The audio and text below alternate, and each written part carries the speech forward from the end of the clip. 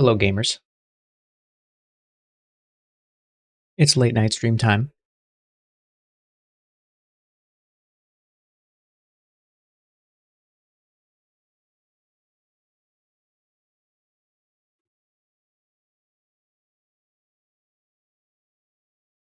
Welcome in, Bata. Good to see you.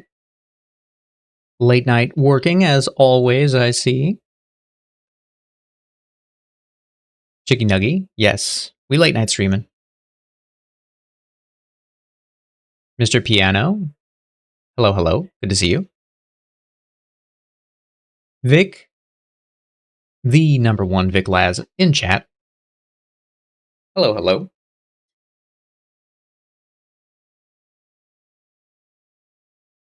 We would have got on earlier, but I was just working.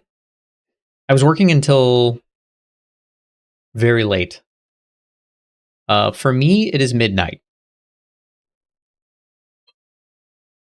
I stopped working around 9 o'clock to make dinner, and then I went back to work and got done around 11-ish, and then spent some time fixing a few things and getting set up for stream.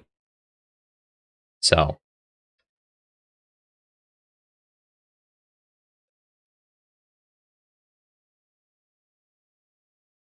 lots of work to do. The final final 5 days or so coming up before I'm done. So the 28th is my last day, so I have a lot of stuff I need to get done before then. So yeah, it's been a busy weekend, unfortunately. But that's okay. I'll have more balance over my time once the job is through. So that's just around the corner.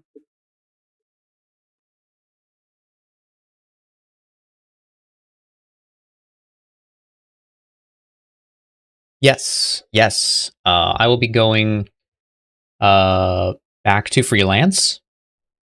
I'll be working. I have some clients and some projects lined up that I'd like to work on. So I'm excited about that. A few other people I might reach out to see if there's some possible work there. And it's just going to be me focusing on a lot of my own projects moving forward too, as well as a big international move coming up. So pretty busy for the next couple months. But then hopefully by September or October, things will be sort of where they need to be in terms of flow. And yeah, then I won't have to think about anything for about a year.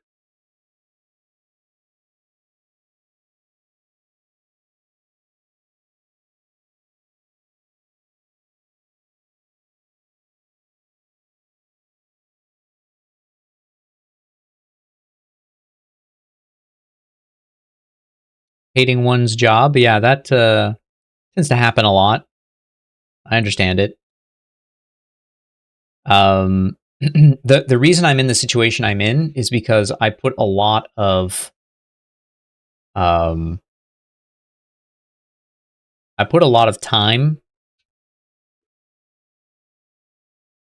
I put a lot of time into building up clients over the past, gosh, basically 15 years. So I have avenues. I have a separate account for 2D that has a bunch of clients that are begging me to come back. I have some 3D work. I have a really good client with the 3D work that I'm excited to get back to work on. Damn, Donkey Kong. Always playing for red wax. All right, let's go. Gamba's open if you have coins and you'd like to gamba. So I've been building this as well as saving very aggressively so that I don't have to worry about necessarily not being able to eat.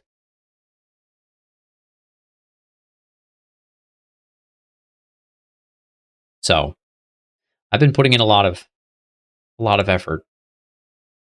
All right, let me get this set up real fast. Then we'll do some sculpting. All right. And let me... Wow, Mario instantly run back.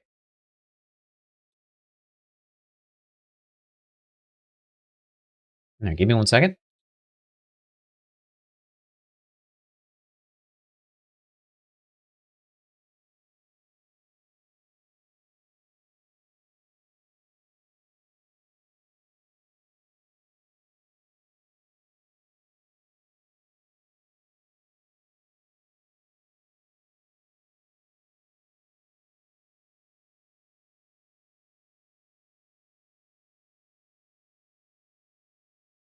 All right, we're good to go. Don't rage quit your job without a plan. Yes. That's exactly what I'm saying. That would be exactly what I'm saying. I had I've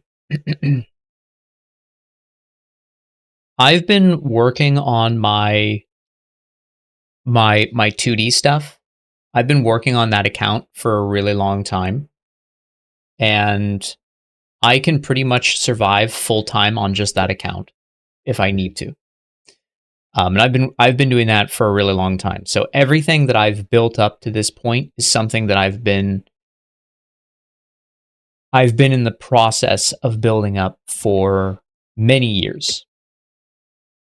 And every time a good job opportunity or an opportunity to work has presented itself, I've always taken the opportunity and seen it as just more runway for what I intend to do in the future.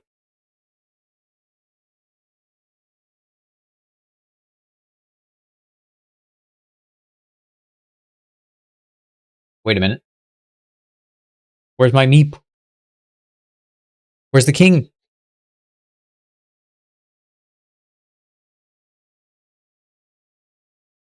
I'm happy to talk more about it. Let me double check why that didn't trigger, though.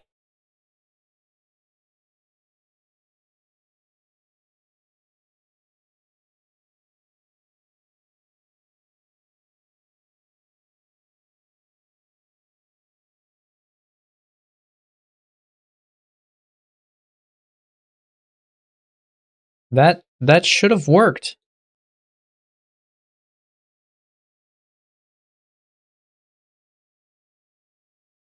Hold up, hold up.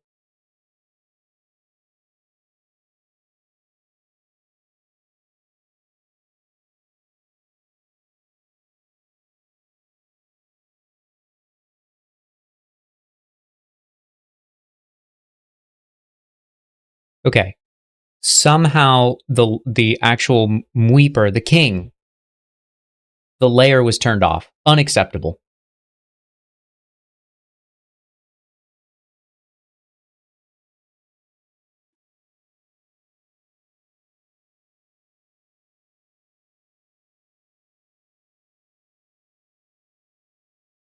He returns.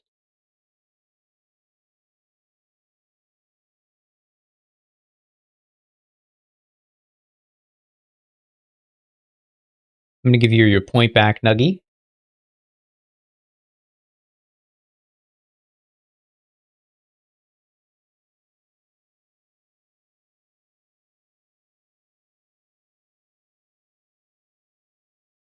You have a DeviantArt and a Twitter that has ceased growing. Only been doing this for 2 years, which is nothing to a lot of artists. Any ideas on what else you can try to do? What are you doing? What do you do? Let's start there. Like, what are your what's your work? Do you do not safe for work stuff? Do you do safe for work? Do you do characters? Um, let's start there.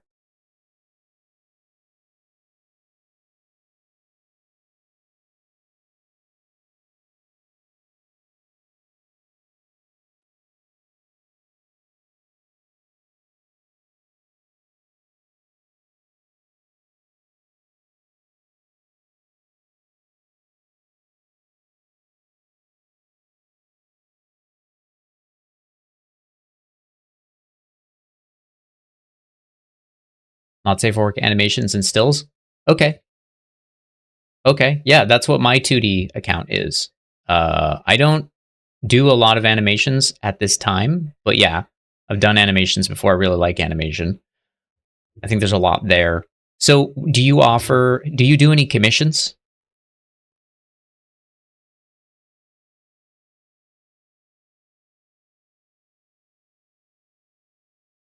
No commissions? So that's probably step number 1. Step number 1 is going to be you have to put yourself out there. Another thing you can do if you're looking to kind of grow that audience, start thinking about um, start thinking about making your art as public as you can in different locations. So if you're really trying to grow, you should be posting your work on Newgrounds as well, especially if it's animation stuff. You want to start hitting a couple places where you know people are going to be able to see your work and land on it.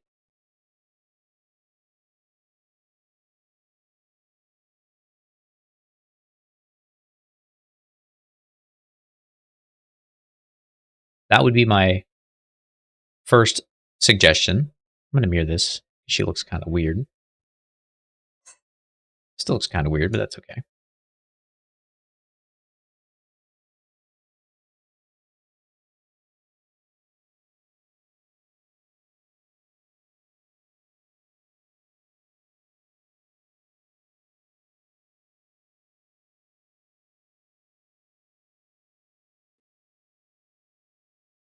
So for me, when it comes to pretty much anything, I find that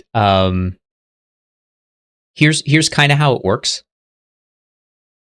Um, Twitter for me was a huge way to blow up. Basically, I think Twitter, despite what people say, despite people not liking it, blah blah blah, I think it still has a lot of reach and it has a lot of power. But it is one of the smallest collections of users on the internet. So almost every other platform, except for like Blue Sky, which is one of the more popular ones, even though it doesn't have a lot of people on it yet. Um, it's it's a great way to get exposed to people. It's a great way to get exposed to people. Number 2 is one thing you can definitely think about doing is up a little bit. One thing you can definitely think about doing is posting to Instagram. So Instagram is actually massive in terms of user base, and you can't post not safe for work stuff directly to Instagram, but you can kind of tease, you can kind of hint at it, right? So that gives you a little bit of play space. And there's a lot of people that don't want to surf Twitter because there's a lot of bullshit. They kind of just want to scroll through pictures. So Instagram is probably my number 2. Having some kind of an account there that people can just they can just throw you a follow, they can just follow your work, they can just see new stuff. And then I think I really think Newgrounds is of value, but I also think that if you're looking to pick up commissions and you're looking to find maybe some work or some stuff just for fun, Picardo is actually a great place to stream. You don't need a mic, you don't need a crazy setup like we got going here. You don't need to necessarily have any of that stuff going. You can kind of just show up. One of my best buds streams on Picardo uh pretty much every weekend to pick up some extra cash. And yeah, his process is he just puts on like a movie or an anime or something in the corner, and then he just hangs out with his fans and he draws. Um, and that tends to work pretty well. That tends to work pretty well for him. And I've done that too. When I do stuff on my Not Safe for Work account and I'm looking for commissions or I'm just looking to hang out and work on stuff, yeah, for sure I will go to um, I'll go to Picardo and just hang around and work.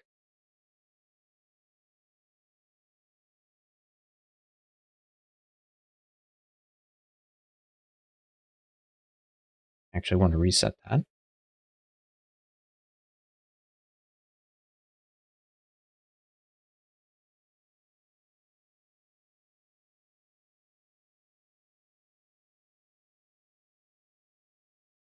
Yeah, you're welcome. And so your ultimate goal, here's what you're trying to do though. Here's why you want to do this.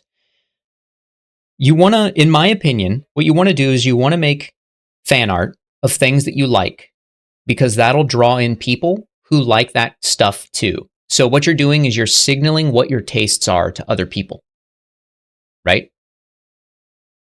Okay, then people find you and they're like, "Oh, this guy likes what I like." Okay? That's step 1. Step 2 is that you start taking commissions and you start drawing cool stuff for other people. And as you succeed in doing that, as you do a lot of that, what you're doing is you're building a client base. You're building people that reliably know they can come to you because they like your art. They can come to you because they know you deliver, because you're trustworthy, right? You're building this base. And that's what you're trying to do. And you're not just trying to do it, with 1,000 people or 2,000 people. Ideally, you'd have 1,000 great clients, right? That's what you want. But in order to get there, you might need to have 10,000 followers, 25,000 followers, 50,000, 100,000, right? So that's why you're doing fan art, is you're looking to grow. And then you're doing commissions because you're looking to build rapport with the community and the community around you and the people that like your work. That's how I did it. That's how I built up a following, and I still have people to this day in my DMs that will pop up, and they're like, "Hey, let me know when commissions are open. I'd love to do this. I still really want to get this kind of commission from you." That kind of stuff, and it's like, yeah. I'm not open right now, but let's talk in the future. I'll let you know. I'll let you know when I'm more available, and I'm about to be more available. So I'm about to contact some of these people, and again, these are good quality um, commissioners, people who have never blushed away when they say, "Hey, I want this big commission," and I say, "Look, that's going to be costly. It's going to take time and effort, and it's got to be worth my time." And those people are usually like, "Okay, let's find a way to make that happen because I really want you to do this. You're the artist. I want to do this." And that's the kind of client base you're looking to build up. That's how you end up in a situation like I'm in, where I feel comfortable leaving because I know that those clients exist. I know that they're there. I'm not just leaving and saying, "Hey, I'm just going to throw some advertisements out on Twitter and say, 'Give me work.'" I have some plans. Plus I can sell 3D assets. I can run mentorships, which are things I've done in the past. So there's a lot of opportunities.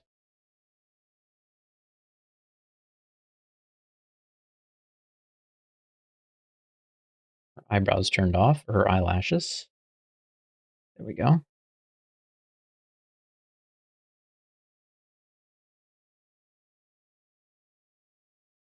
Growing a small following on DA, doing that, but it's, yeah, kind of polluted.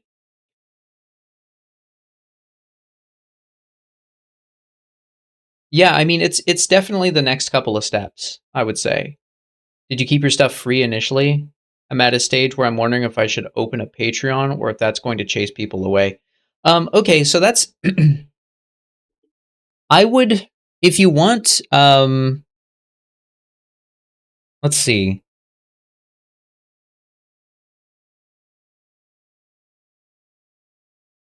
It depends on your skill level. That's what I would say. It depends on your skill level, right? So I would say, um, depending on where you currently are in terms of execution on your art, I would never start free, right?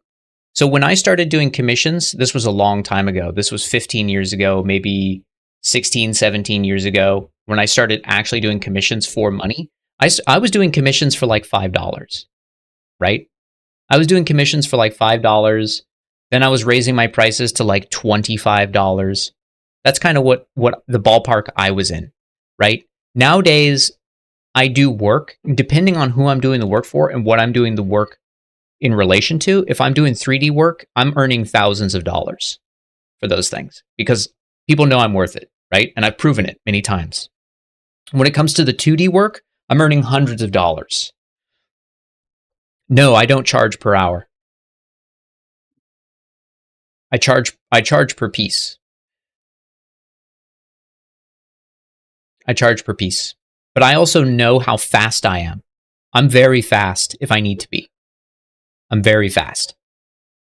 You see me sculpting on Twitch and it's like, "Oh man, this guy feels really slow." But usually I'm talking, we're doing Gambo, we're hanging out, I'm teaching, I'm experimenting. But if I'm like not streaming and I'm like I just have music on and I'm working on something, I can do drawings inside of like a few hours. I can do full characters inside of like a day or two, right?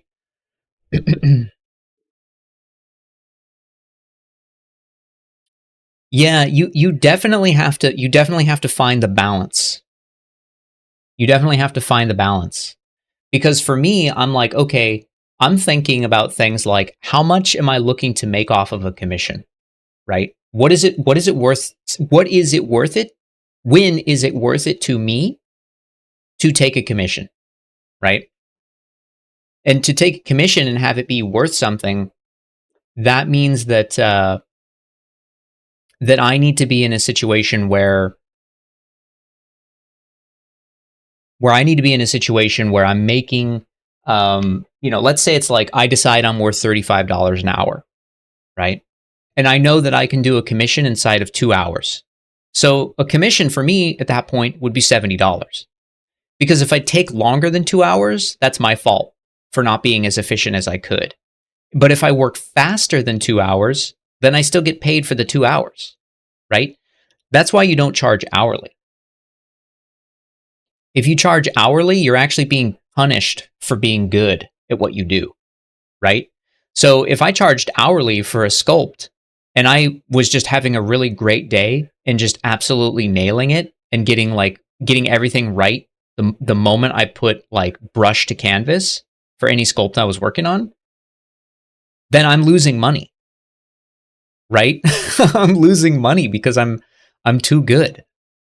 And you don't want that. So you charge for whatever you do. If you do an animation, you charge for the animation. If you charge for a picture, you charge for the picture.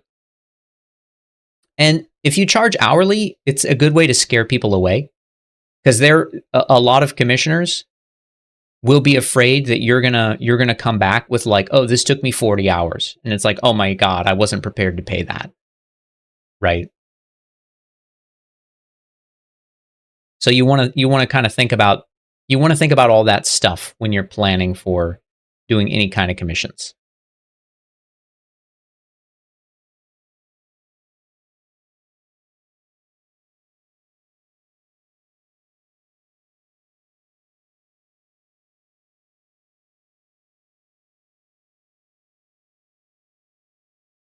So yeah, that's one thing to think about. But to be fair, commissions are just something that you just got to find what you're offering. And here's the best advice I'll give anyone that's offering commissions for anything. The advice is pick one thing and only one thing. And make sure that you offer only that one thing. Don't get greedy and be like, I'm going to offer color drawings. I'm going to offer black and white drawings. I'm going to offer animations. I'm going to offer black and white animations. I'm going to offer like just pick one thing to offer in terms of commission and just let that float out there and let people come to you for that particular thing.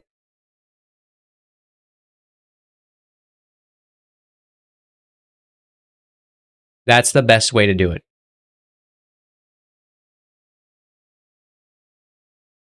Especially when you're starting. Usually I don't even offer multiple things. I'm just like, I'm doing 2Ds.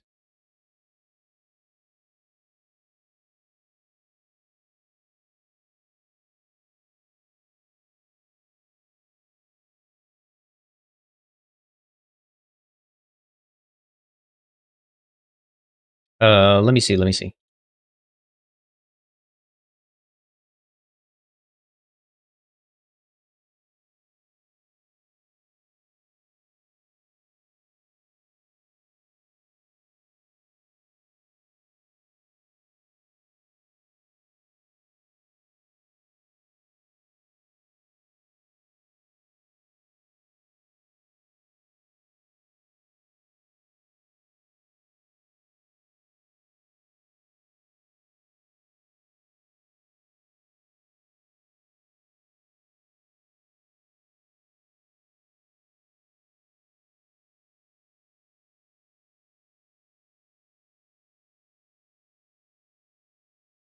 All right, I sent you a whisper, Richard. If you wanna look at that, I don't publicly blast the other account just because I don't feel like they need to be unified right now. Maybe one day, but at the moment, but yeah, you can look up that other account if you want.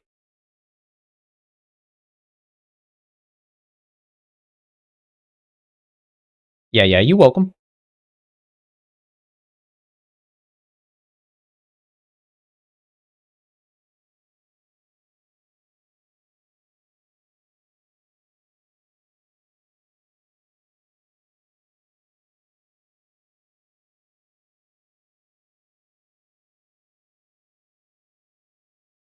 Yes, that is me, the one and only, the Cowman, as I am known. Cool. Yeah, yeah, yeah. That happens a lot, actually. That happens a lot. Yes, I do a lot of shit posting on that account.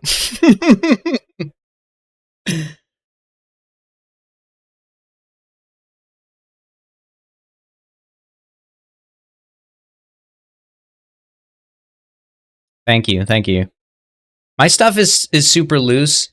I went through a phase where I was trying to make things like way cleaner and way nicer, and I got to a point where it was just like I don't like this anymore. Like I don't like how much time it takes. I don't like the look of my work. So that's another thing that I think is really important. If you want to do well, you want to succeed in a lot of things surrounding art. You have to be super comfortable with your art. Like that's one thing people can come to me and rely on when they come to get work from, you know, MercurialForge is that they know that they know what they're getting, right? That and that's huge.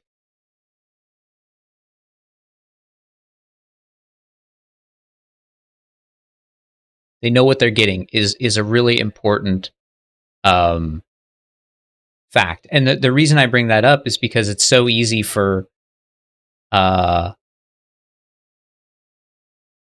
it's so easy for people to feel confident in whatever they're creating, and then change their mind like a day later, and then try to push their art around. And that's something that even I do. I do it pretty often.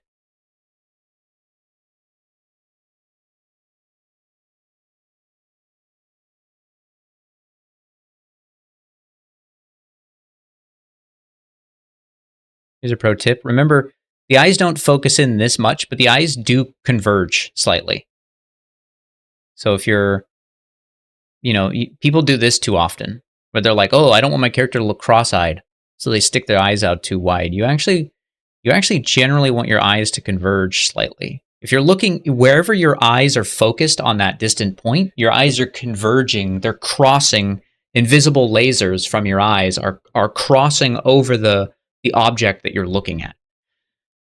So if you're making a character, you always want to remember that their eyes are slightly focused in like that.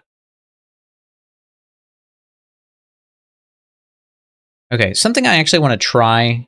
I'm going to save this real fast.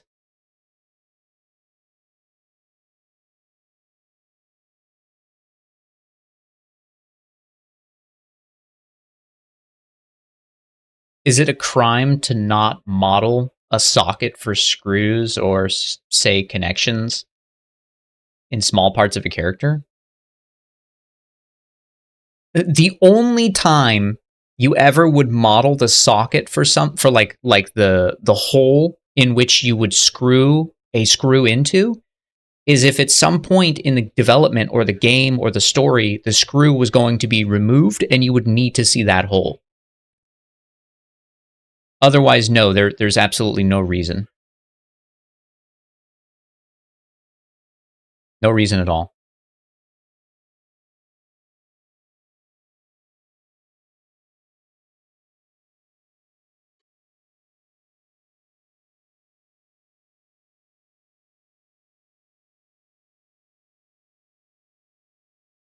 Hey, a Prime sub.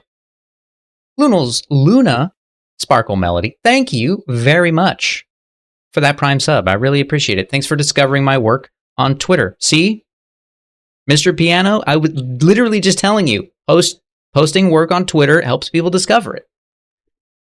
The proof is right there. Thank you for your support. It does help. Honestly, any kind of support is huge. Huge. It helps me continue to run the stream and offer art advice. Yeah, absolutely. Thank you very much. Thank you. Thank you. Hope you're having a great day. Thank you for the support.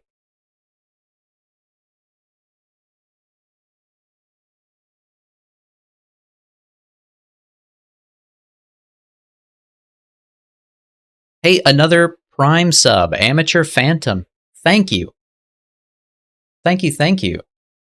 Wow. 2 in a row. Exactly.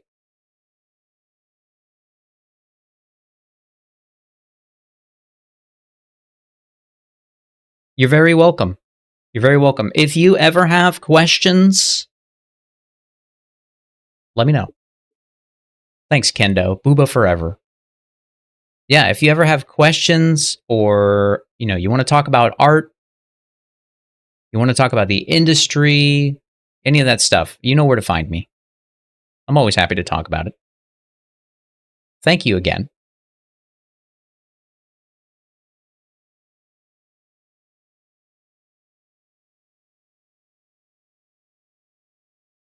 I'm going to sharpen these.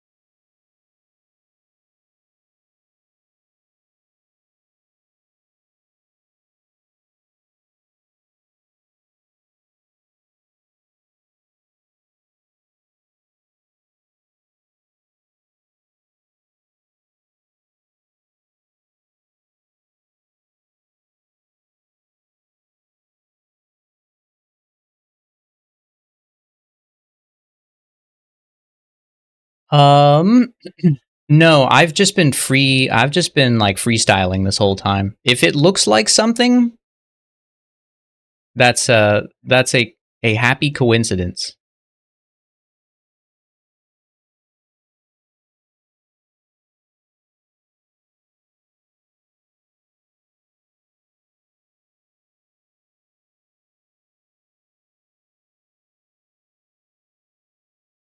ZBrush, indeed the goat.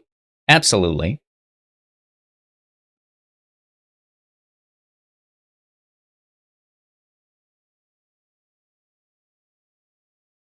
Cool, yeah, beginner artist. Hell yeah, dude. That's where we all start. That's where we all start.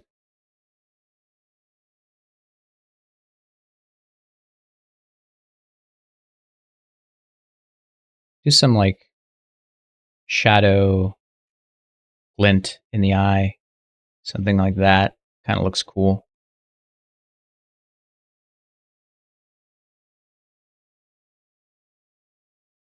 Yeah, something like that. Oh, okay. I was gonna try something actually. Save. Queen of the Damned. Yeah, damn, I remember that movie. I haven't seen that movie in a long time. I haven't seen that movie in a long time. I want to unify and see how this works.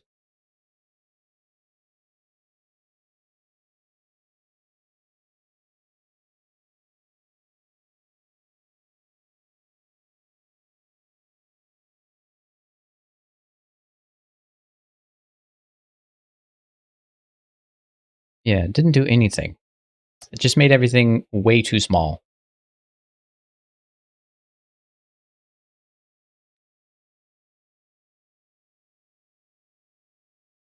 As much as I like the face, I'm going to kick it back.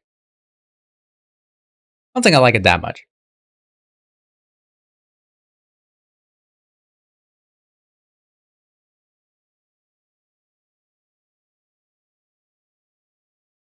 Yeah, I think this is fine. I'll do another face. The next model we do, I'll do her eyes open. I was going to open her eyes for this one, but I don't think I need to. AKA, I also don't want to. I think a lot of her face structurally is built around the idea of her having her eyes closed. So opening her eyes kind of changes the proportions, like the read of the face. And I don't want to have to fix all that at the same time.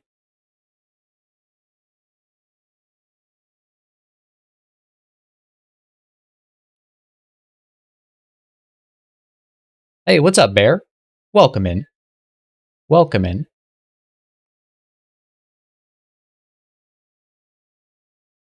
How are you doing today?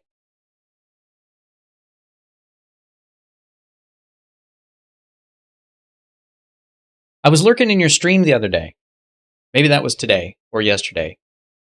I don't remember. I've lost track of time because I've been up for quite a while.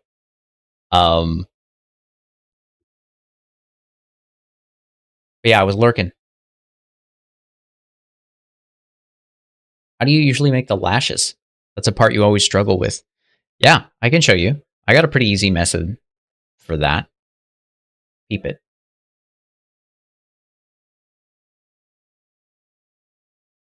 All right, so here's my face, right? And I want to add lashes. I've put poly paint on the face just to kind of decide where I think the face proportions are. So here's what I do. Usually the first thing I'll do is I'll freeze subdivision levels or I'll duplicate the face. In this instance, I'll just freeze the subdivision levels. And you can see that sometimes it's too low and you kind of lose some of the detail. So maybe I won't do that. Control-Shift-D, duplicate. Thank you. I actually am really enjoying the headgear too. That's like I'm trying to have everything else compete with that, and it feels hard.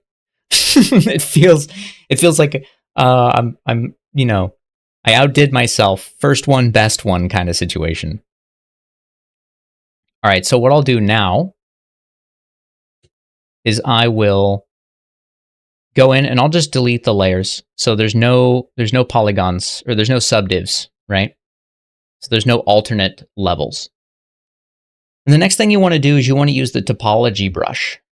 So I don't know if you've used the topology brush or how long you've been in Blender, but the topology brush in Blender allows you to basically draw topology onto the surface of the mesh like this, right? And then if I tap on the mesh, it actually creates polygons with thickness. Pretty cool. And the thickness is based on how big your brush is. So if I tap, you can see my brush is really big, so the polygons are really big. Looks like she's got these mutton chops. Right? Okay. So I just use this to do my eyelashes. So I'll make it relatively small, like so. And I'll draw along where I want it to be. Top and bottom. And then you just cross the lines where you want your polygons. Try to be pretty even. They don't have to be perfect, but just generally even, like that. Perfect. And now what I do is I set my brush size to 1, as small as it can possibly go, and that means no thickness. So if I tap, I get this polygon shape. And now what I can do is you can use your split options, and you can do split unmasked points. I'll show you where that is real fast. So over here, under geometry and split, there's the split unmasked points, since it masked the head and not the separate points. So I'm just splitting the objects, right? So now I don't need this face anymore. I have the original one with subdivisions. So I still have this one, perfect. And now I have this shape, this polygon shape left behind that I just created. And again, it's one-sided. And so now what I do is I go into geometry, dynamic subdivs, I turn on dynamics, and then I turn the thickness up, right? And then I turn the smooth subdivisions down. And now you can see as I add thickness, you can see that it's penetrating the face slightly. Okay, and if I turn on the frame, you can see it's still really low poly and really nice. And now I can add segments. You can see how segments form. Usually I'll just add one segment, which is 2.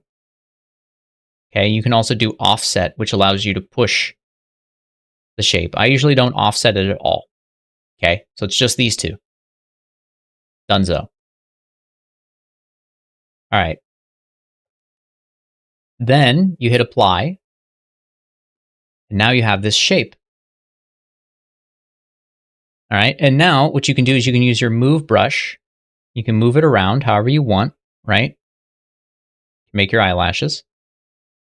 But what I tend to do is I tend to go into my brush palette, and there's something over here called auto masking. And the very first one here is mask by polygroups. So if I turn this on, you'll see it has these polygroups, one for the back faces, one for the front, one for the top, sides, and bottom. So if I turn up my auto mask by polygroups, if I turn that all the way up, and now I grab any face in the front, you can see I can move the front faces without touching the middle or the back. Same with these faces. And if I grab in the middle,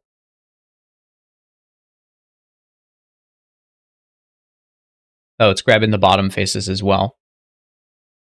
So you could also turn on back face masking, right? That's another one right here. Doink. And now, turn that on. Close that. Turn that on. You can kind of move them around. You can kind of see how I'm manipulating it. So basically what that means is now I can kind of pull up on her lashes so they have that nice upwards tilt. Pull them out to the side.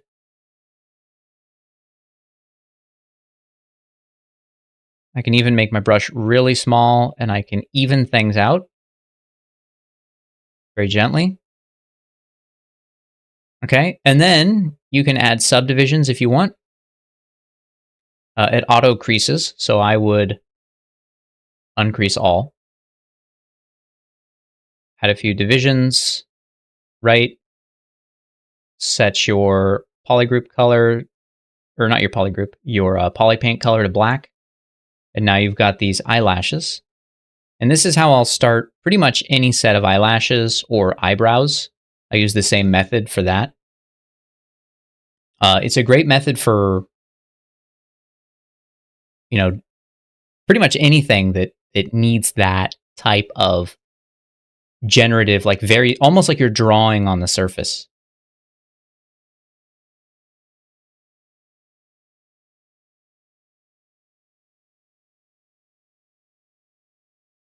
Yeah, I mean, you can draw curves, you can extract from the mesh, you can do lots of stuff like that, but that for me is pretty imprecise, and it leads to a lot of like Z remeshing and guessing and things like that.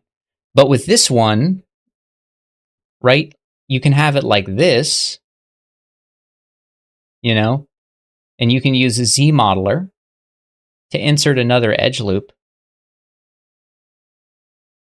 right? Or kind of however you want to do it. Now we can polygroup.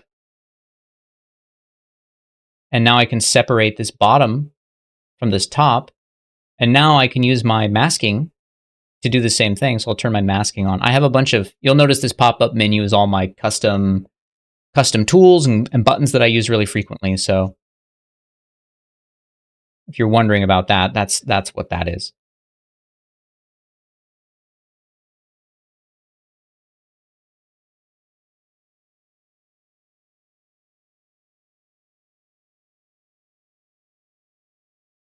So I can kind of change the shape of this as much as I want, you know.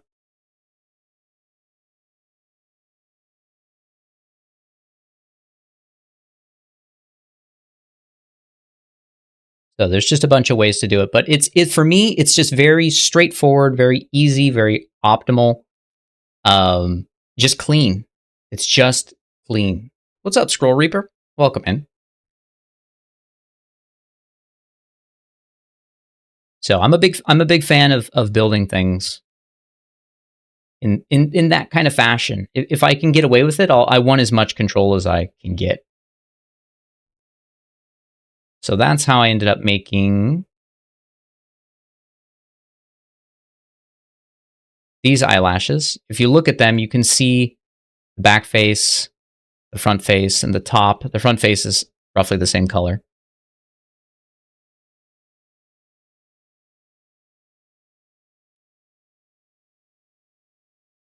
Pop back over here. It's going good. I've been super busy. This is my Monday is my last week at my current job. So I'm about to wrap up a bunch of stuff. So I've been just insanely busy. Super, super busy. I got done working on stuff at like not midnight, like 11. So I've just been on the grind.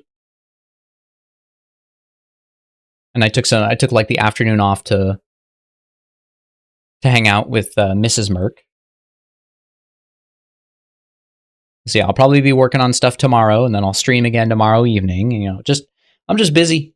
But once this coming week is done, I will be back to full freelance, and yeah, I'll have the ability to sort of prioritize my own time, and I'll probably be getting a little more sleep when that happens. I am excited for. Wealth of knowledge. Yeah. Oh, well, I've been doing this for a really long time. I've been sculpting in ZBrush for nearly 20 years now, I want to say.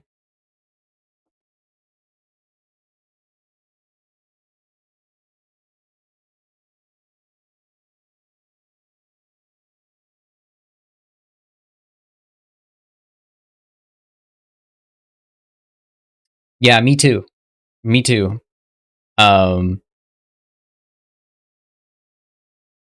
She's my number one priority. So anytime I get to make time to spend with her it's always on my list. So here's what we're gonna do.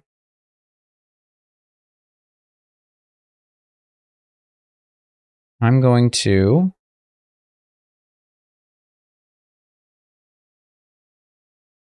do this. Yeah, you're welcome, Luna. You're welcome. I'm always happy to share tips and tricks and everything like that. I love teaching. I was a teacher for an anatomy and character art for game devs and things like that.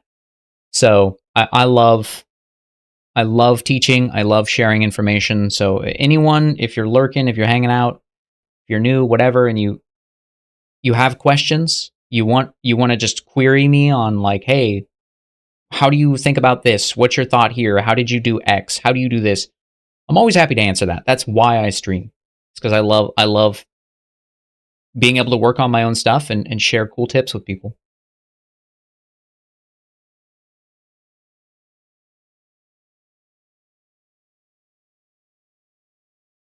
Yeah, I'm actually a big fan of. Well, I love anatomy. If the fact that I was an anatomy teacher isn't a giveaway, I love anatomy. I love thinking about it. I love the structure. I love the way shapes and muscles move together. I love the way bones push on muscle shapes. I love, I have like my favorite anatomical location on the body. Nerd shit like that. So for me, one thing I really enjoy doing is I enjoy pushing and elongating anatomy and making it feel good. I just love that stuff. I love obviously the obviously we have this one, which is way closer to normal, if you will. Um, and I love that, but I love playing with. I love stylizing. I love taking what is expected and reducing it, but making it as believable as possible. That's my jam.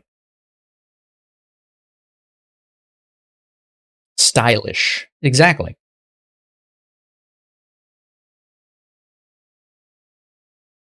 Kind of self-taught. Your friends taught you the software, and you're very into it.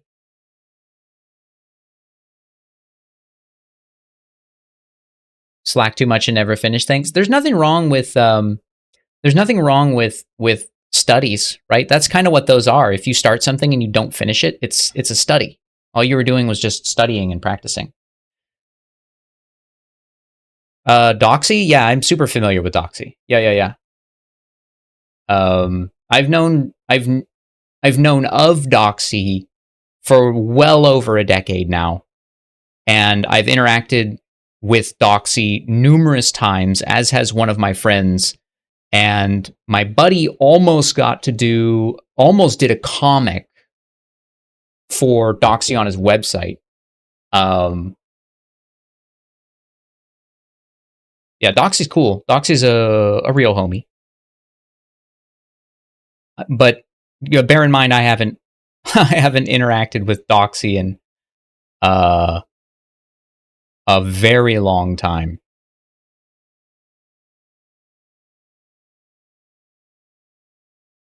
Damn, not since they moved to Japan, I think. Dude, Doxy's so busy all the time. Doxy as long as I've known Doxy, Doxy's been just fucking crushed, busy all the time.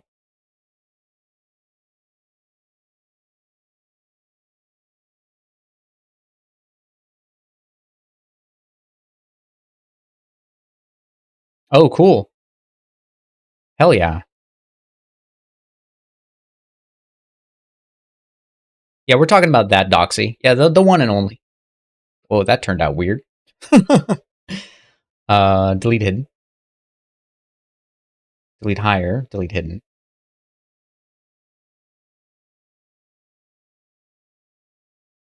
Yeah, I have not had dealings with Doxy in a long time though. But I was actually in Japan not too long ago, and I was thinking about Doxy. I was reminded of Doxy. Damn.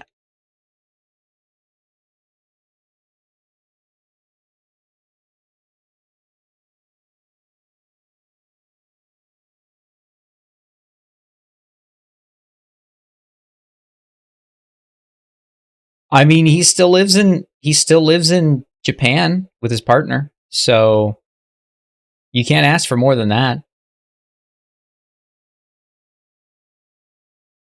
And I looked into it. Moving to Japan is not easy. It's not easy to move to Japan. They are very strict about everything. They're very Japanese about it. So one does not simply move to Japan.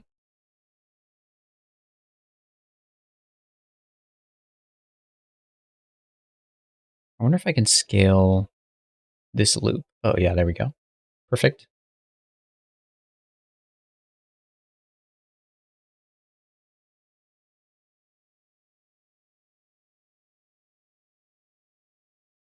Yeah.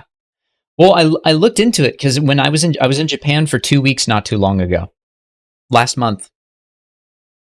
So almost 2 months ago, something like that.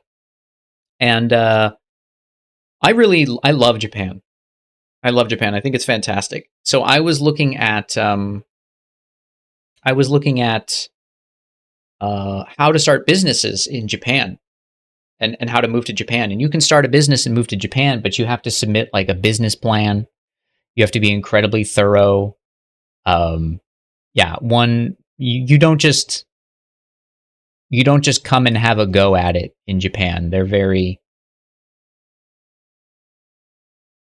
they want documentation and notes, and depending on which city you would like to live in, there are um, there are restrictions on which city you can move to based on the profession and the industry you are trying to start a business in. So some cities are not looking for artists. They're looking for, engineers or craftsmen. So if you want to start an art business, you have to move to one of the cities that either has art listed as one of their trades that they're looking for, or you need to move to a city which has no trade listed.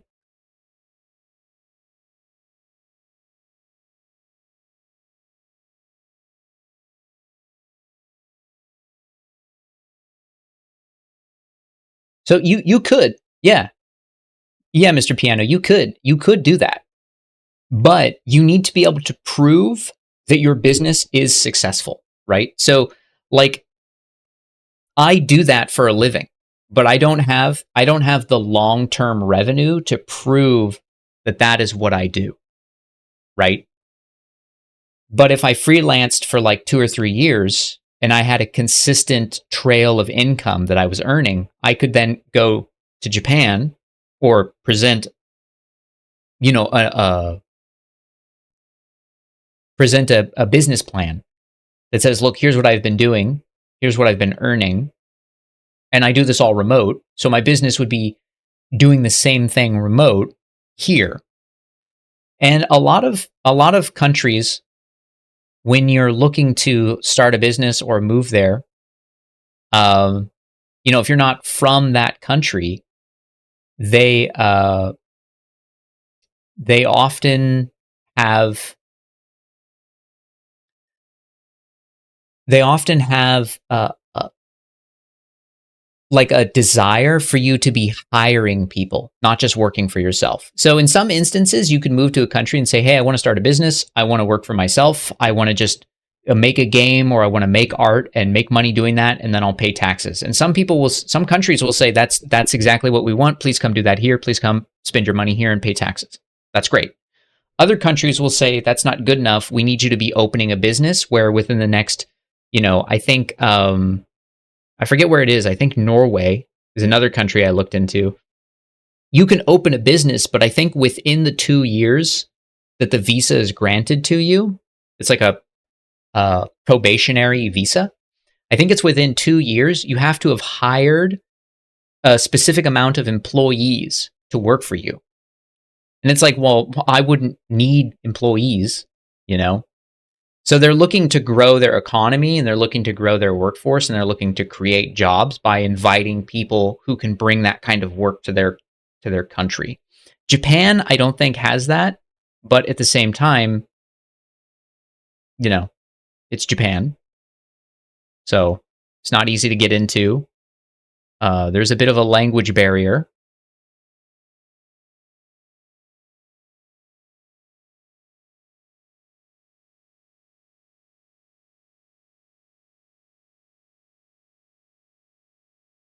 I know a small amount of Japanese. I know enough to like get by in terms of like I know when someone asks me if I speak Japanese. I know how to interact with people on a very basic level. But learning a language like Japanese is not it's not the same. You know what I mean? Um,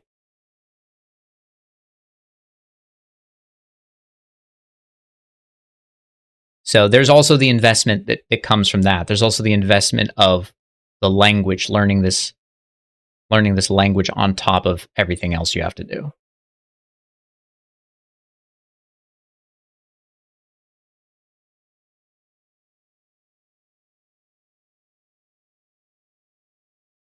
I actually really like Japanese as a language. I think it's fascinating. It what's interesting is it has I can't remember the name of the the type of language, but it's like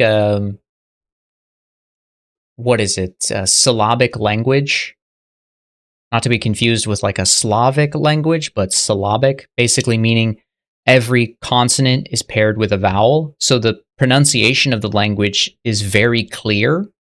Understanding how to say a word is actually quite easy once you master reading katakana, hiragana, and then you understand more about kanji. It's actually quite easy to say the words, even if you do not have a Japanese accent.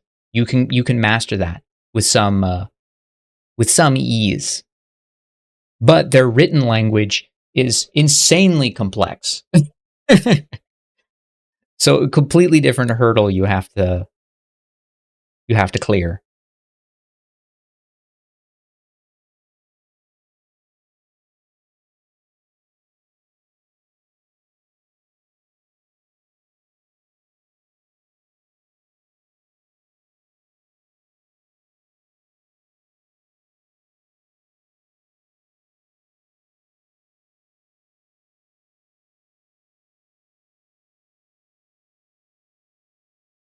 Hangul, I believe it's called, the Korean language, is also very cool.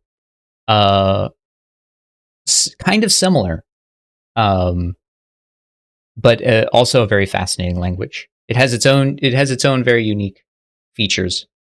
I only know very small amount about the language. I was really into languages for a while, and then I stepped away, and now learning another language has become kind of a necessity. So I'm back at it. But yeah, while I was in Japan, I was considering like, what does it take to move to Japan? What does one have to do to move to Japan?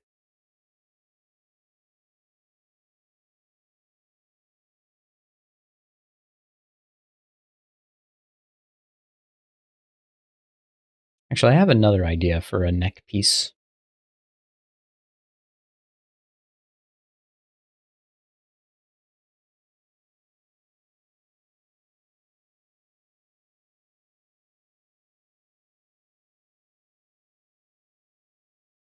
And here's another thing. Japan is also very cool, but Japan is there's a lot of culture shock in different parts of the world when you go places. There's a lot of culture shock in Japan. I love going to Japan. I've been there again. I've been there twice. Um, and every time I go, I love it, and I'm reminded of why it's amazing to go. It's one of the most beautiful countries.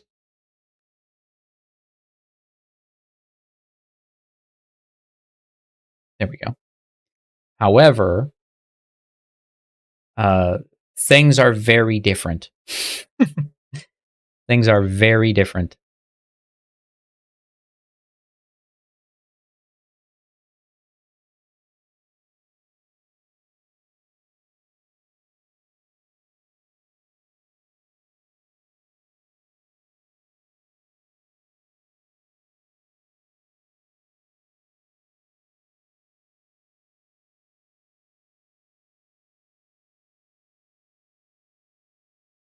And sorry, I was watching the Donkey Kong there for a minute, and I think that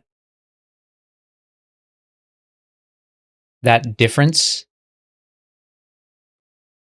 that difference is, I don't know if frightening's the word, but it's imposing, I think is the word.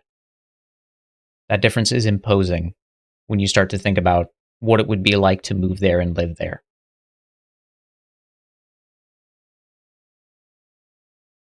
Because it's not just different, it's very different. Different in,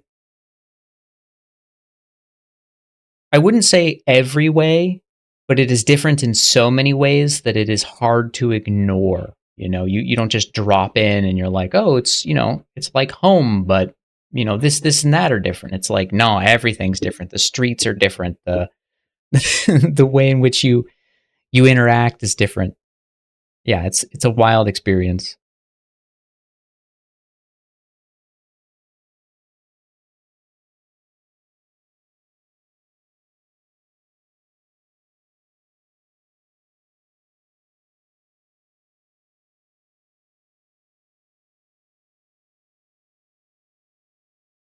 Turn on dynamic here.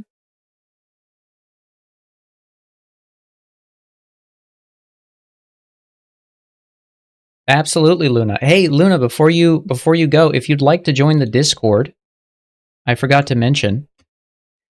Once you're Prime subbed, you're able to join the Discord. So if you'd like to, you're welcome to. Just go into your Discord if you have one, and make sure to connect your Twitch account, and then you'll have access to the server, and you can just hang out with the rest of us. It's a pretty big collection of people right now. It's not huge. I think it's like 100 or more, something like that. But they're all cool. We share a lot of art. It's a fun place.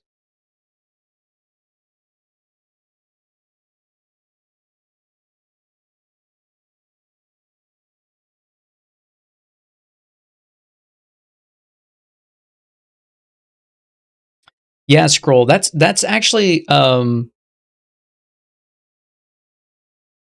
join Red Wax, by the way. Um that's actually pretty common. Not I wouldn't say pretty common, but it does exist.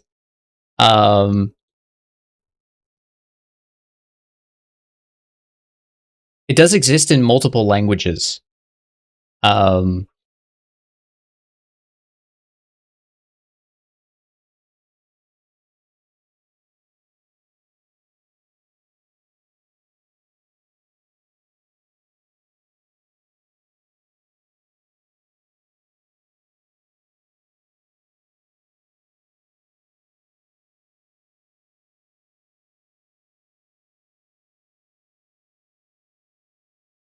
it does exist in different languages too. It exists in Spanish if I remember correctly.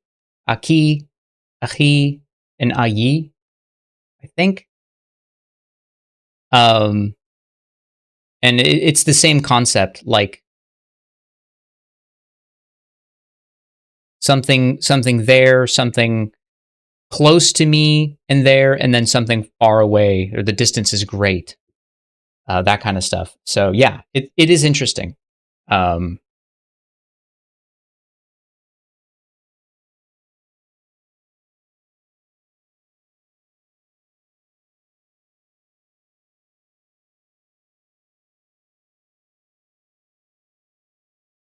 Sounds good, Luna. Otherwise, enjoy your lurk and your sleep, and I'll see you next time. What is this mini game? There's a lot of weird disembodied head Mario Party 2 mini games. Just your average Nintendo experience.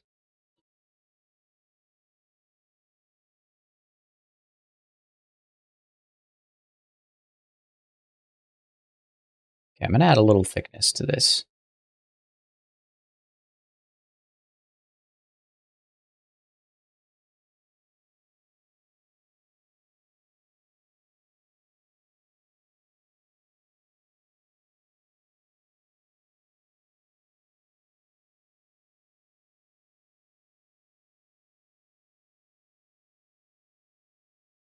That's it. That's it. Thank you, Luna.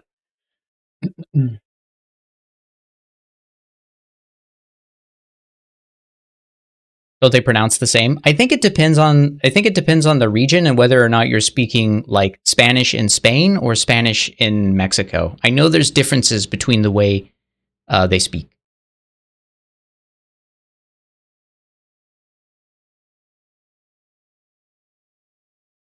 But I am not the right person to ask. Uh, I spoke some Spanish when I was very young because I spent most of my summers in Mexico. Hey, Monka resubbed tier 1 for 4 months in a row. Thank you, buddy. Thank you very much. Yeah, we've dipped on subs. We went from like 200 to 183 overnight. Yeah, the sub count took a real beating. But yeah, we got some new subs, so don't worry.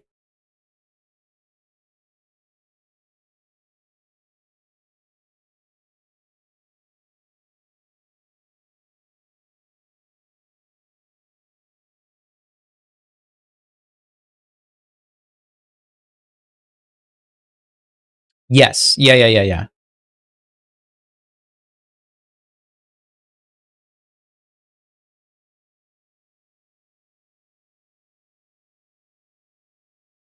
Yeah, that was a lot of my experience was cousins, family, my father, that kind of stuff.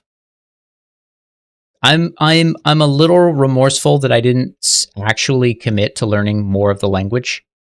I do regret that. So that's actually something I'm hoping to change. I'm hoping to learn a little more language in the next few years.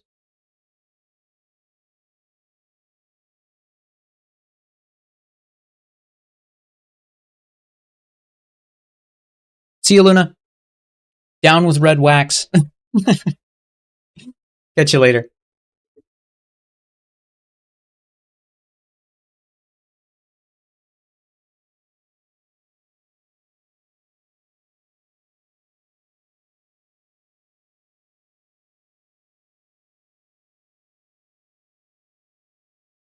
All right, let's try. I'm gonna try something here.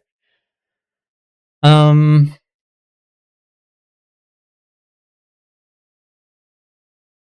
that's not it.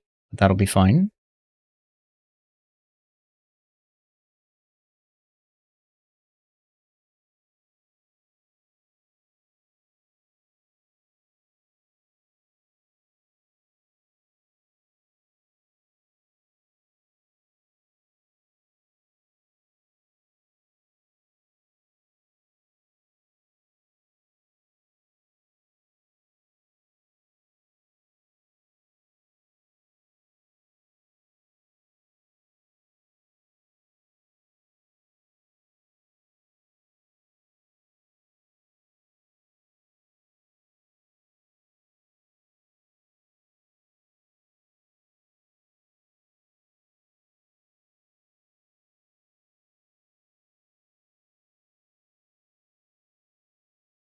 Yeah, if you stop using a language for long enough, it really does fade. Um, I think I believe the language that you're born with, the first language you learn, is almost impossible to forget. I've heard stories that people who know multiple languages or live in other countries, uh, they get hit on the head and they get amnesia essentially, or have short term memory loss. Um, they end up speaking in their initial language, their default tongue again.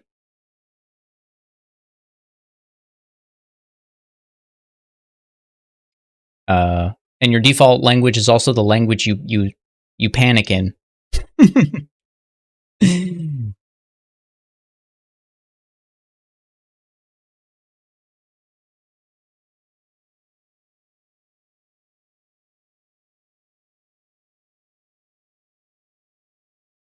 I've heard stories of people, their house catches on fire, and they live in France and they can't speak. They kind of are just shouting and panicking on the phone and in English because they, just because of the circumstances.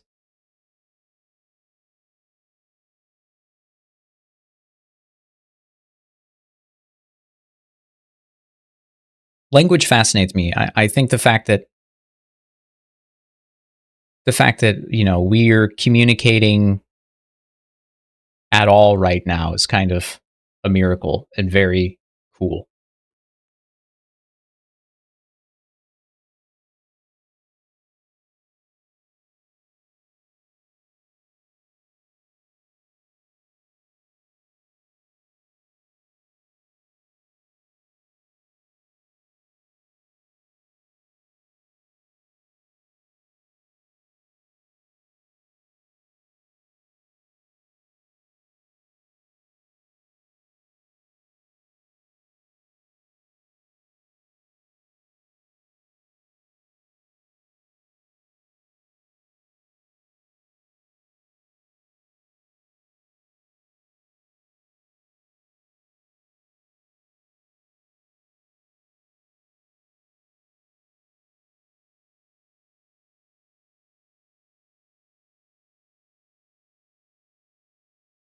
Yeah, I agree.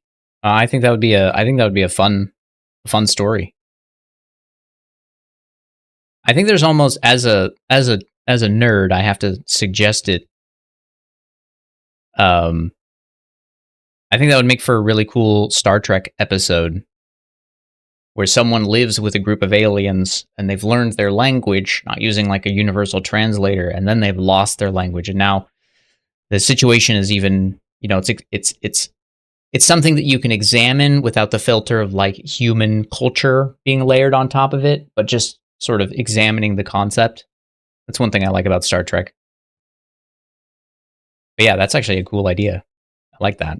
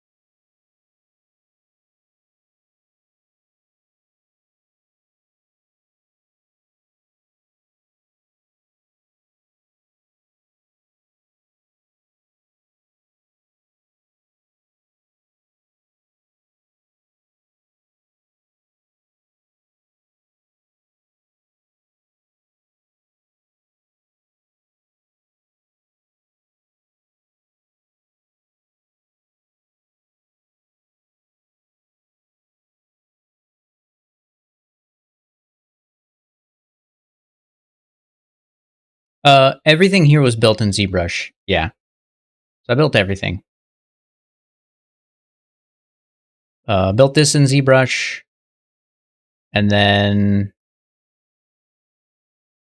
I built this in ZBrush. See, it's just like a series of connected pieces. Basically, it started out just as one of these little diamond shapes, and then I positioned them using the array system.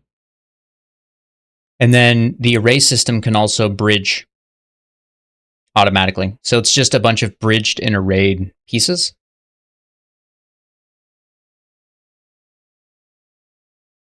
And it just creates a really nice pattern. It was supposed to be like a burning halo at first, but then it just ended up looking more like a crown, and that's kind of the path I walked down at that point.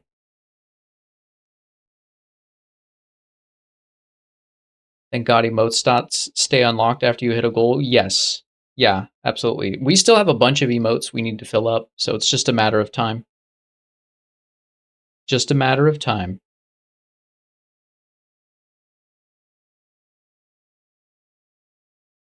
Yeah, arrays are cool. I like to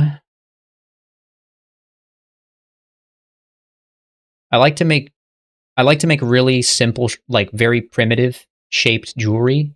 I think it's just easier to read.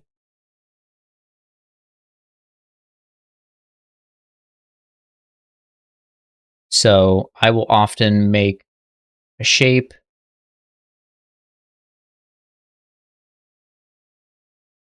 and then Q mesh kind of like this.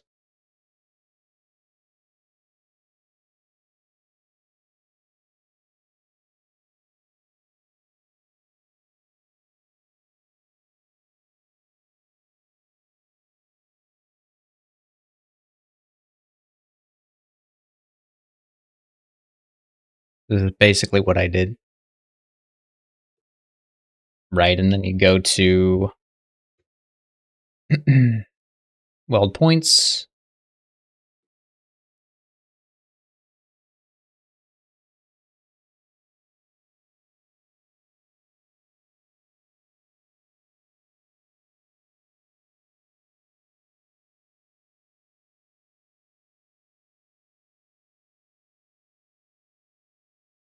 So something like that.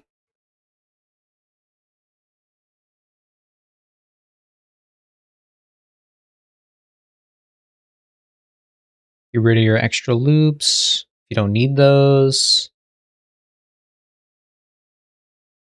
Turn it to the side. What's up, Sinner? Welcome in, welcome in. How are you doing? Cool. And then you can use Array Mesh. And you can turn on Array Mesh. And now you can repeat a couple times. And you can rotate.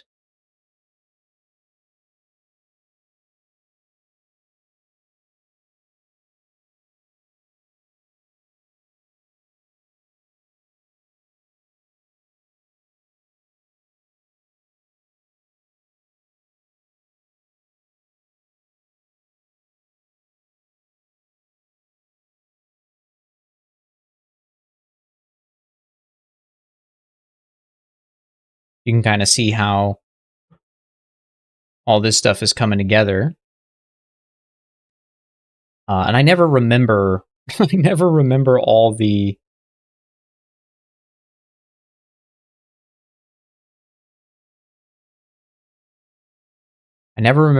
proper like button setups, so I have to play with it. Usually I have to play with it.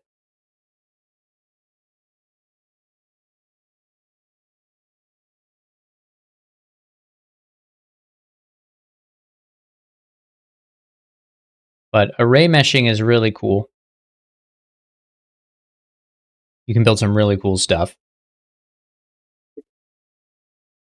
Hey, you got a replacement tablet or replacement pins for your tablet. Nice.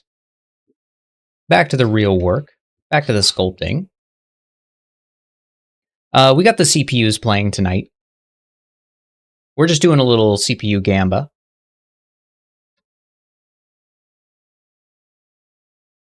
I started super late.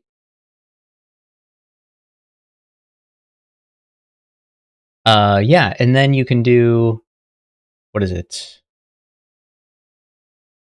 Make mesh, or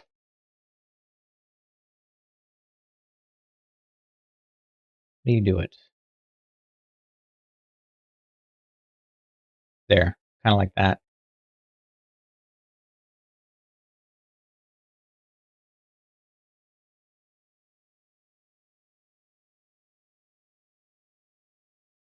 Like that. So you can see that these shapes are now bridged using the extrude and the angle, finding the proper one. Increase polygroups. Turn those up. You can kind of see how you can make that shape pretty quickly. Just making a basic shape. Give me 1 second.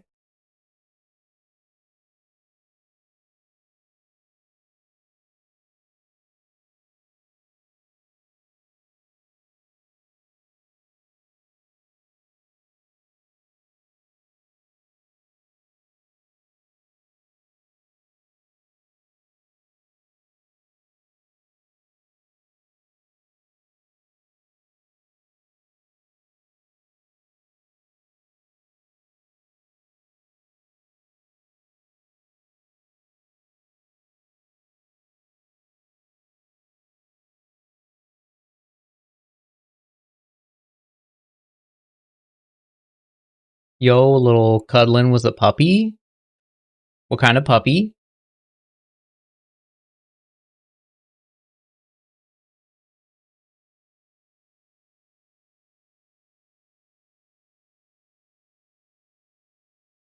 I'm a puppy fan.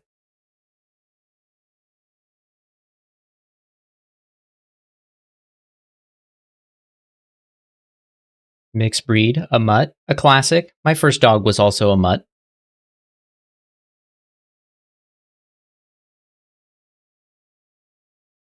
My first dog was also named Hobbes, after Calvin and Hobbes. Hobbes is still a great name for a dog.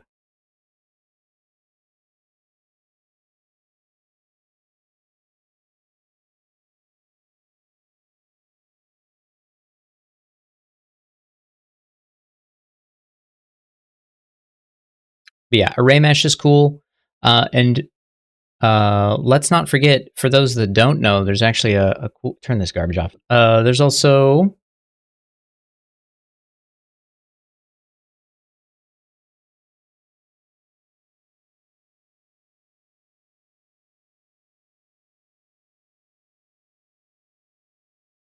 where is it?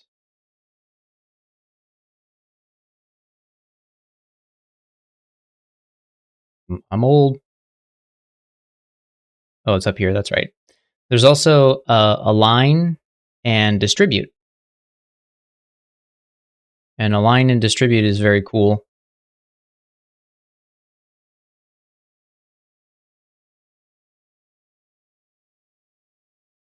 It will do exactly what it says it will. So if I have meshes like this and they're not aligned properly or distributed properly, I can align them using my buttons, which is pretty cool. And then I can also evenly space them depending on the structure that they're ordered in. So I can duplicate them like that. Change the structures.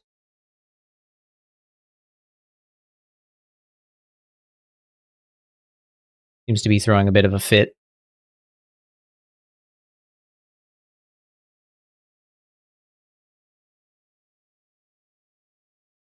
But yeah, align and distribute can be great if you're I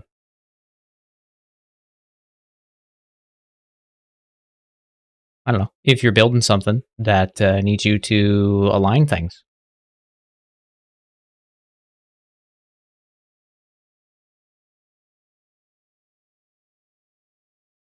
Oh, what did I press for bridging? Sorry. Uh, sorry, let me zoom out. Let me rescale that. Okay. So over here in the geometry palette, or not geometry, in the subtool palette, I was playing with the align and the distribute. So those are there. Those are really cool tools. But down here under array mesh, when you go to make mesh, there's an extrude option. So you want to make sure that that's turned on. And then you may need to set the angle tolerance. And so when I make mesh, you can see what it's trying to do. If you look close, it's trying to take the polygroup on this side, and it's trying to bridge it to the following shape. So it's basically trying to extend one polygroup to the other polygroup of the same ID on the next array mesh.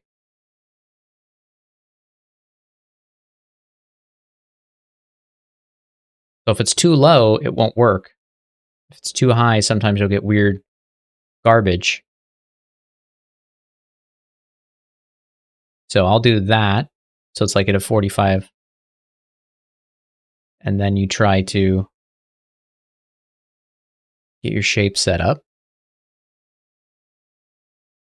So there, it's extruding the side faces, and they're coming down. So I just happened to have it like that. And so you can see it creates that zigzagged edge running down. Yeah, you can create some really cool stuff with array mesh using really simple geometry like this and some polygroups. So yeah, and so that's how I made her little crown thing. Just kind of goofing around. Yeah, you won't know you need it until you reach that one object where it clicks and you think, "Oh god, array mesh, that's the one." And it saves you hours of work in seconds. It's awesome. There's a lot of cool little tools in ZBrush like that.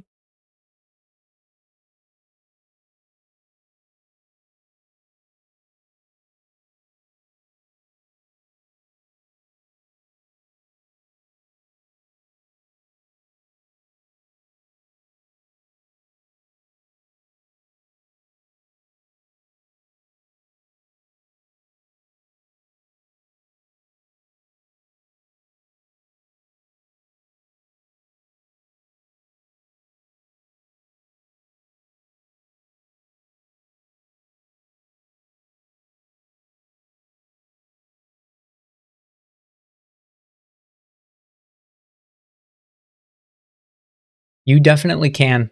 Yeah, you definitely can.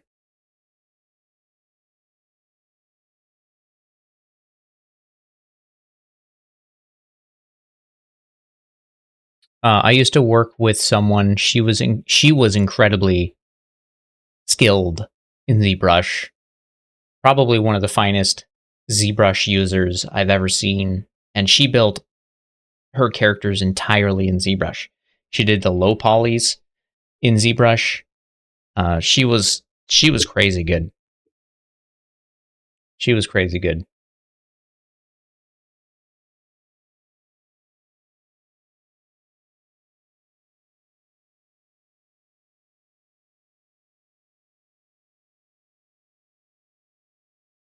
You definitely can.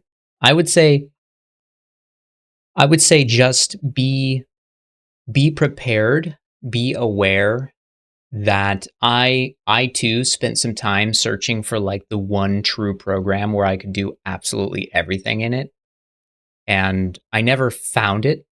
I never found a program that was comfortable enough, and I kind of just came to grips with the fact that I did my high poly in ZBrush, I did my low poly in Maya, I did my UVs in Maya, I did all my texture baking and everything in Marmoset, stuff like that. So I've narrowed my programs down over time. I still don't think I would do low poly in ZBrush. That's a tall order. It's possible though. But yeah, that's a lot. It's a lot of work. But if you spend the time to get good at it, yeah, you can be as efficient as anyone else.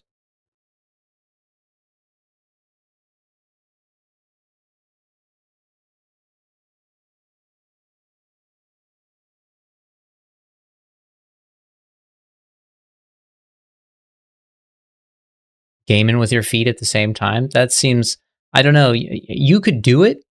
You could do it. But I think the real problem is looking at the game and being able to look at your sculpt at the same time. I think that's where the plan runs into some problems.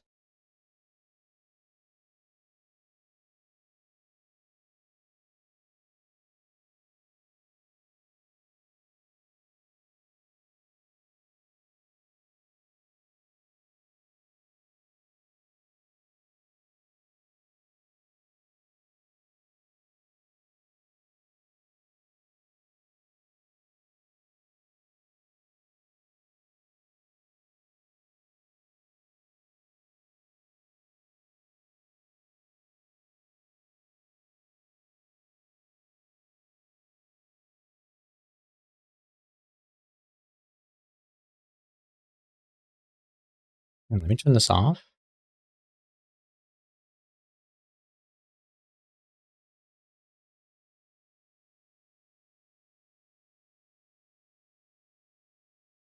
Yeah, I guess if you could play the game blindfolded, that would give you a tremendous advantage.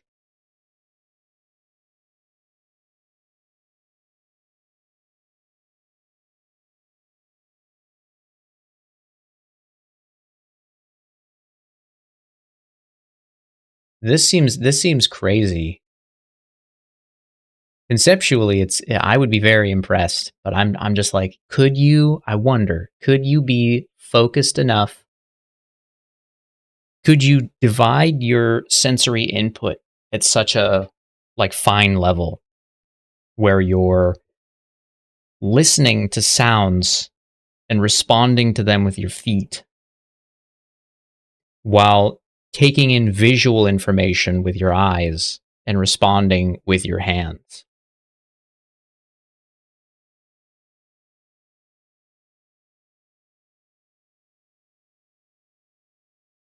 I think I think you could do it if the game was really simple.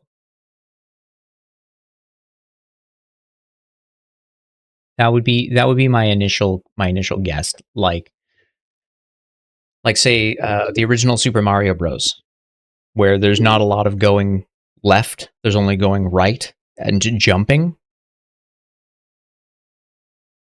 Although you do have to go left sometimes, but like you could use foot pedals instead.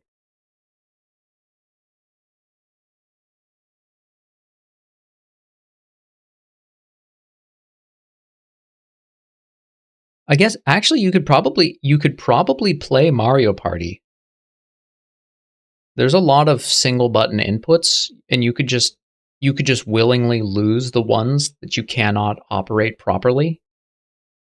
So you could have like a joystick under one foot and like an A and B button under the other foot. These would probably have to be like custom. They'd be like big enough for feet, right?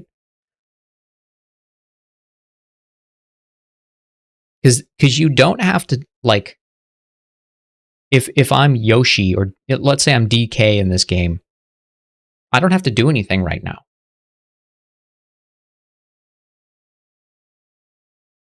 I'm just focused on the art.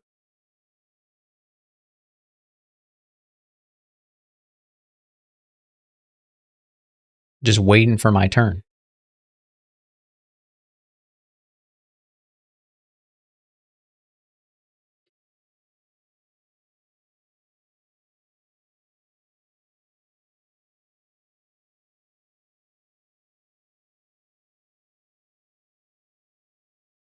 It's an interesting idea.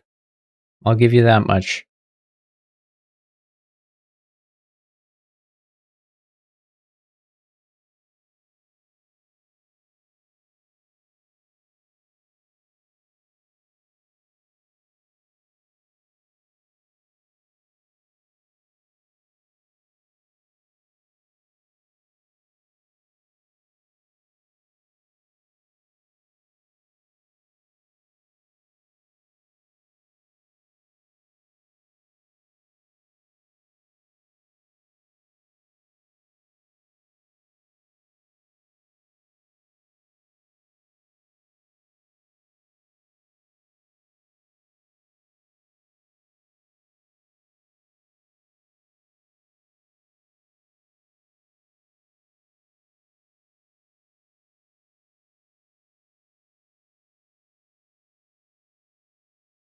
Yeah, I guess you could also find a game that requires you to play. Like, I'm sure someone has made a game where there are no visuals,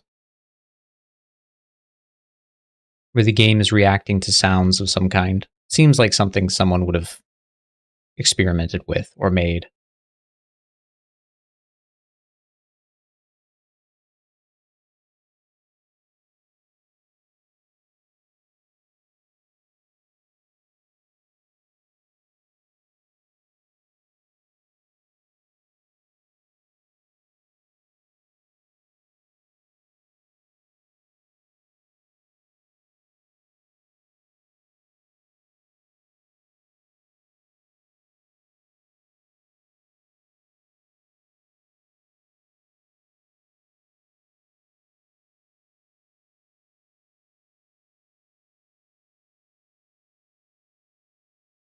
You know, it'd be an interesting game now that we're thinking about this hypothetical game that has no visuals. You only need one button, and I guess you could make the game like you put on headphones, you're listening, and you're like a let's just use the because I'm still thinking about Japan. You're like a Japanese shogun, and you're alone, and you're trying to go to sleep, or you're asleep, and you're listening to sounds, and you have to react to certain sounds that may be like a ninja that's trying to kill you. This is a terrible idea, but it's a working concept. So you're sort of immersed in the soundscape, trying to listen for differences in the sounds. So there's cicadas chirping. It's a hot summer. Um, there's wind blowing. There's creaking going on, and you're trying to time when you react so that you don't get killed.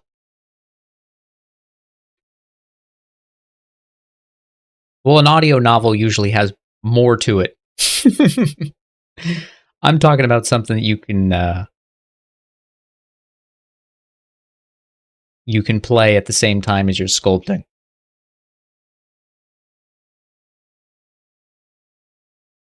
Let's make a few gemstones.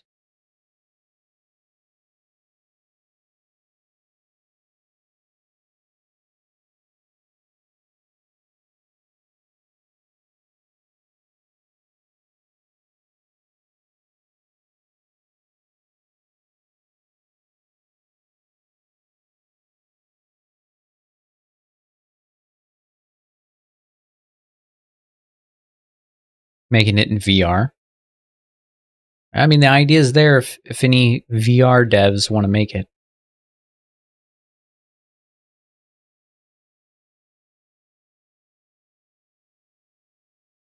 I was a VR dev for a couple years.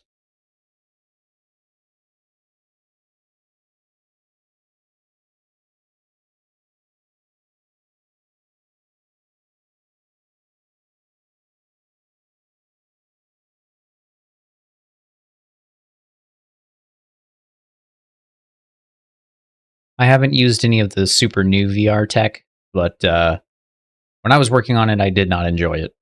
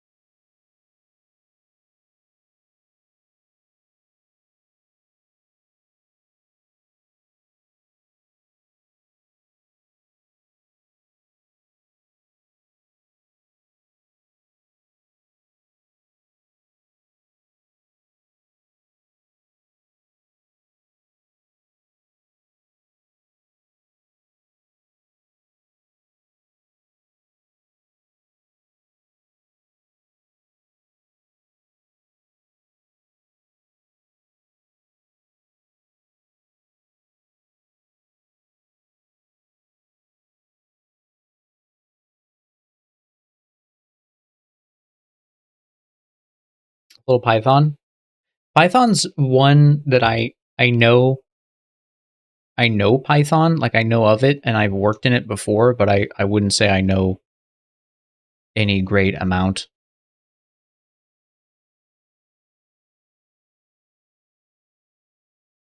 I've made tools that like watch watch folders and then run actions when items are put into those folders, that kind of stuff.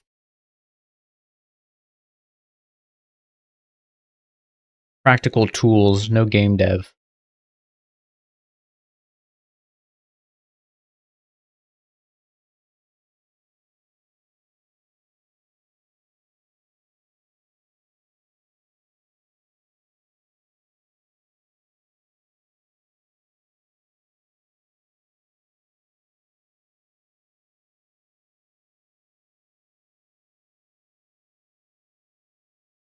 Although I'm very excited to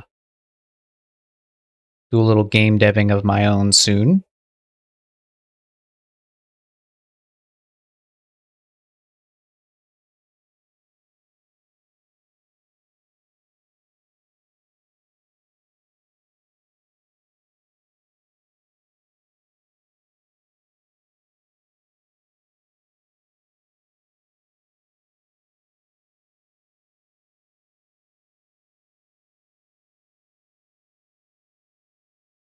Yeah, that's how everyone starts, though. We all noobs in the beginning. It's all good.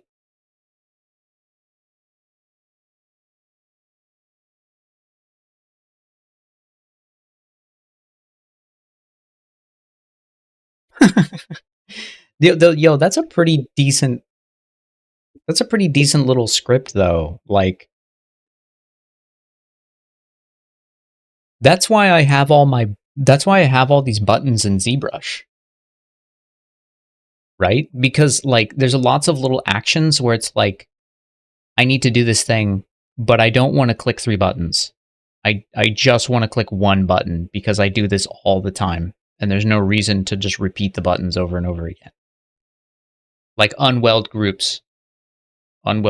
borders. I think if you go to geometry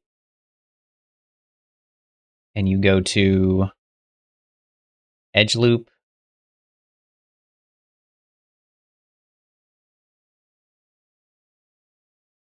God, I don't even remember. I don't even remember what the actual command is. I think it's like panel loops with no loops.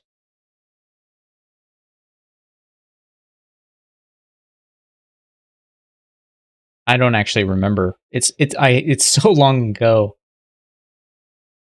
But it's one of those things where it's like I don't need to know this. I don't need to know. I just need the button to work.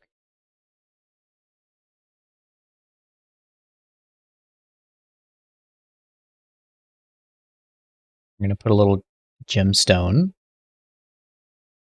in her jewelry.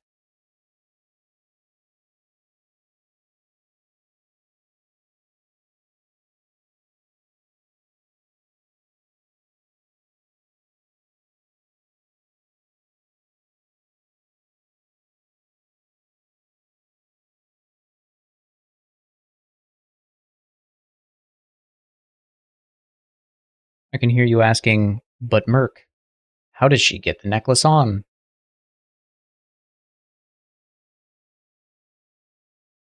That doesn't matter.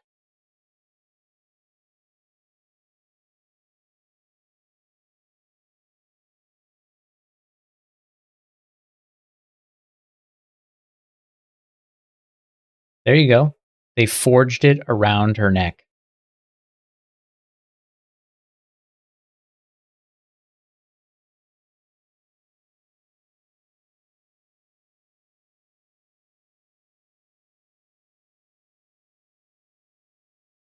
Yeah, exactly. Same with Z remesher. Same with Z remesher. And same with Dynamesh. Like these are things for me that I just made these hotkeys for because I don't need them, right? Dynamesh. I have a little button here that sets it to 8 and then I just turn Dynamesh on. Done. Sometimes I want it at 32, 56, 80, 128, 150, that kind of stuff. I never go higher than 256 with my workflow ever. Never. Unless something has gone crazy and I'm doing something really specific. And then Z remesher. I never go higher than 5.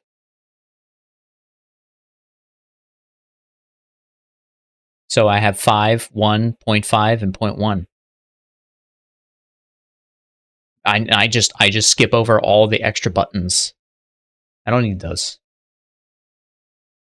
And I don't need those giant buttons taking up all my interface.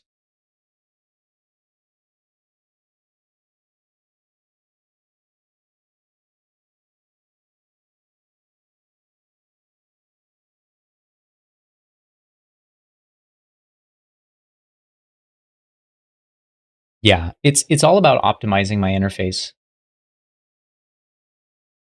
It's definitely to focus on speeding up my workflow, but it's really about, just keeping things practical.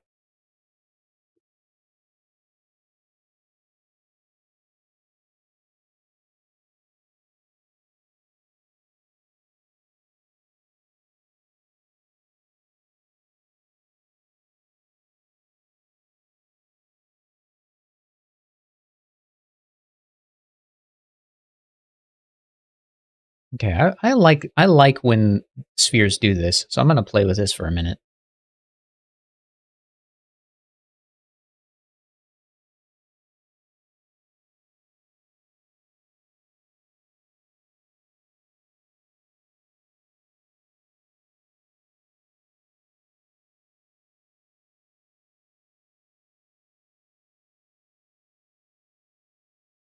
Sleep well, sinner.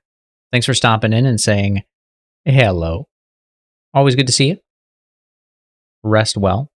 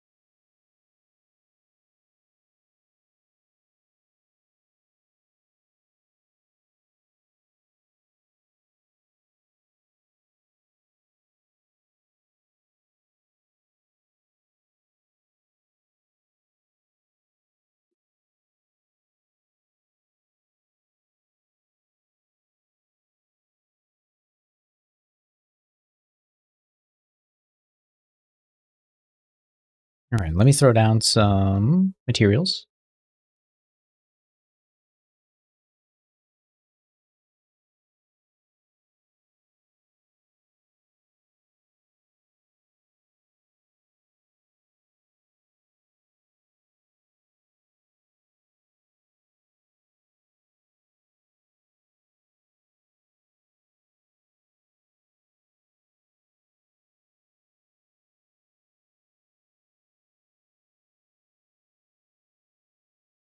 Cool 80s sunglasses version.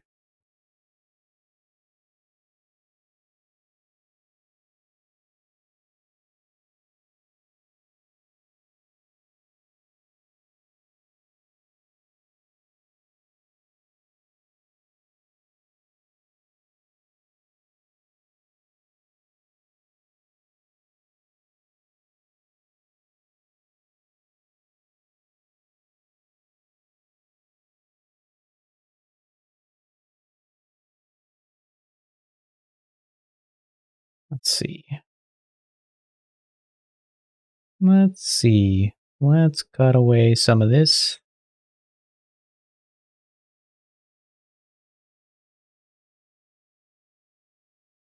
Use my Instant Z remesher button.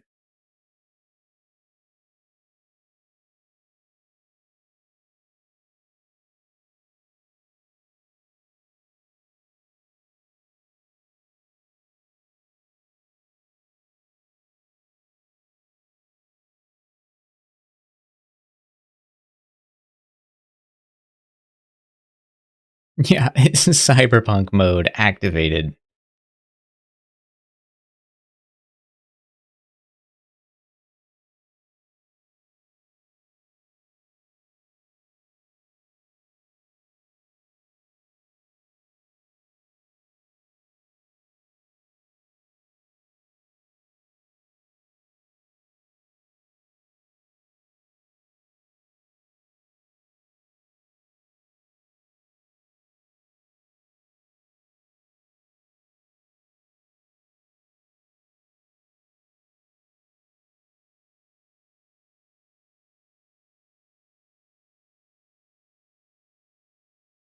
Yeah, a lot of this stuff would be easier to theoretically design if I wasn't doing it all in 3D.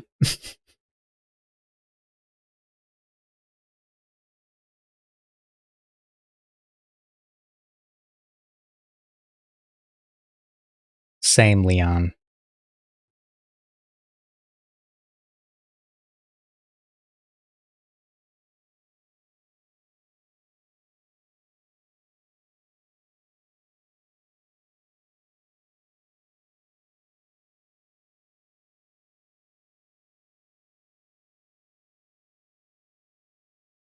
Mario's digging it though.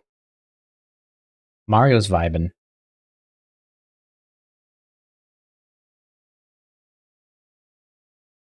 All right, I got a new idea.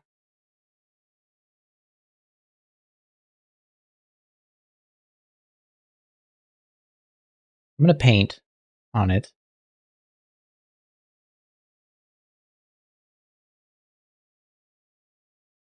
Sometimes it's easier to paint the shapes on. Last 5 turns.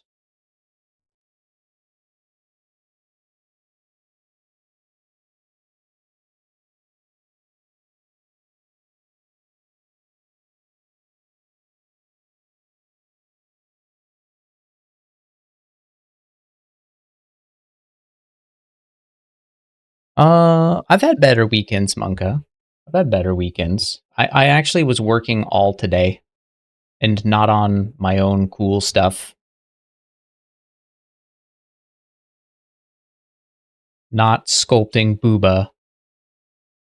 I was working on actual work stuff. Trying to make sure I get all my tasks done before I'm done at the end of this month. I've 6 more days until I'm done. But I was working on the project until like 11 o'clock my time. So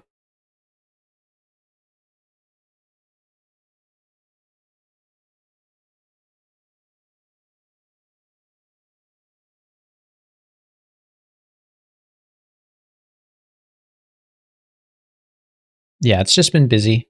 I spent some time with Mrs. Merck. We went out and got an ice cream and had a nice day because it was insanely hot today. Insanely hot. So yo, same day. Hell yeah, dude. I'm gonna be going full degen mode. I'm probably gonna do I'm probably gonna do evening streams like I have been doing. And I'll be doing um what's it called? I'll be doing some secret streams during the day. Yeah, I'm gonna be super active all the time. Oh, weddings are long. Weddings are long. Yeah.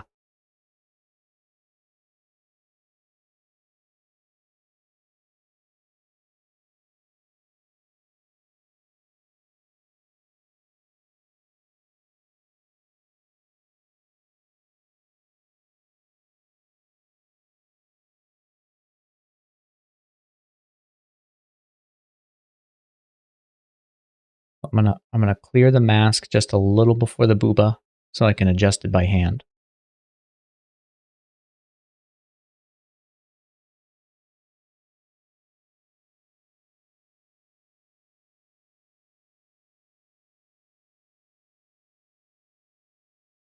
Yeah, too complex.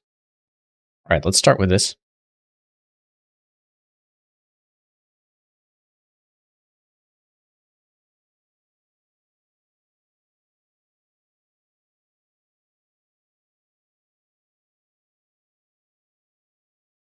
Oh man.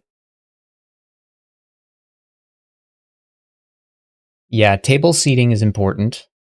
The last wedding I went to, um, I got seated at a table with a bunch of fellow nerds.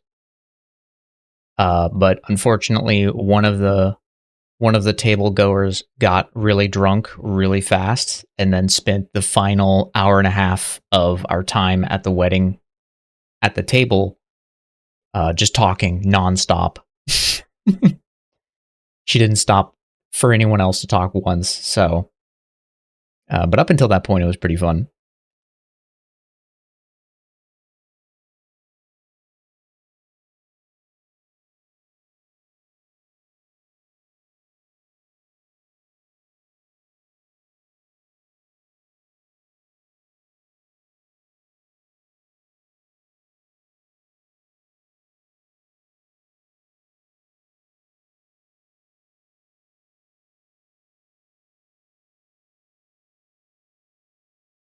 So yeah, I feel your pain.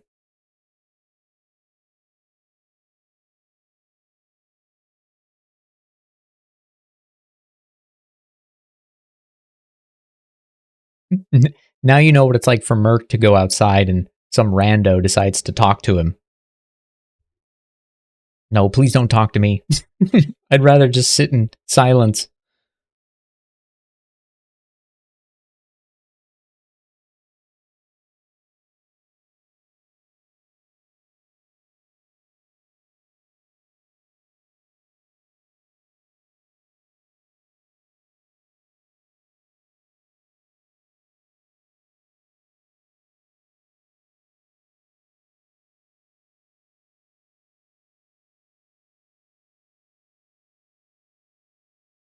Almost.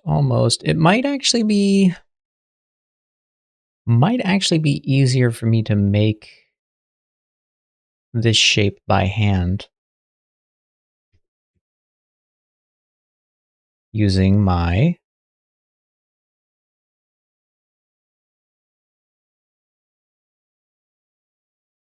topology technique.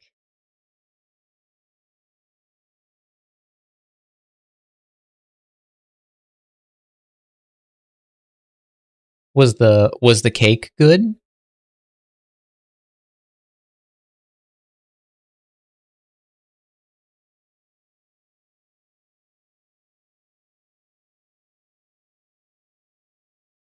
Did you get some good cake?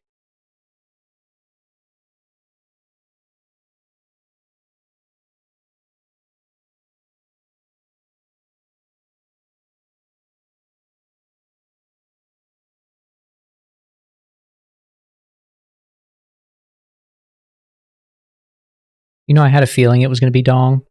He was really cranking the hell out of that wind up toy there.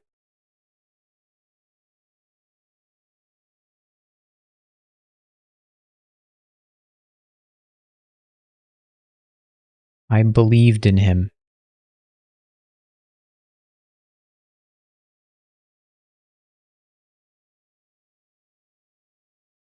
Okay. Split, unmasked.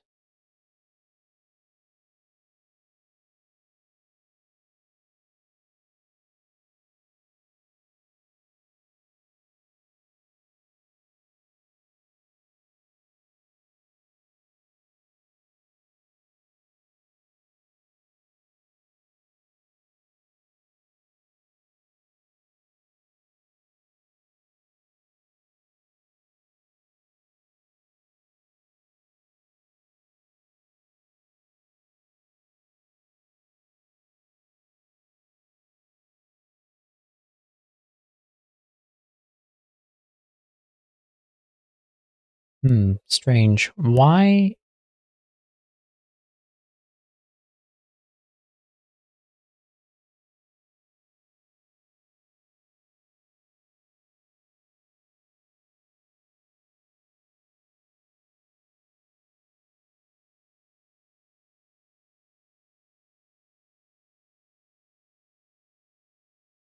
Strange.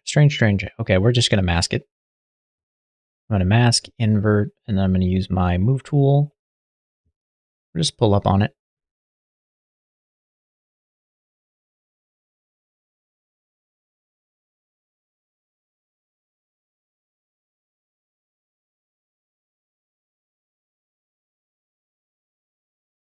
Didn't have any cake. Not a big cake guy. Also, the wedding food sucked.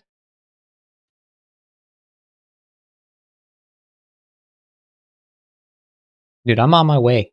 Like I said, just give me a few more months to get out there and get my shit put down somewhere, and then I'll come make you burgies. We're gonna butter the bun, then we're gonna toast it so it's got a nice crunch on the inside. It's gonna be amazing. We're gonna season that grill with an onion.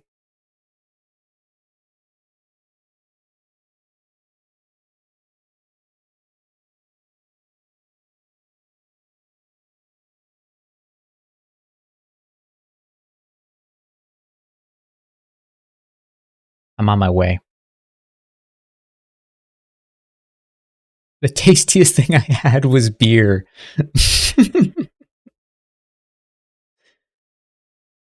Damn. That's that's not a resounding that's not a big endorsement, I should say.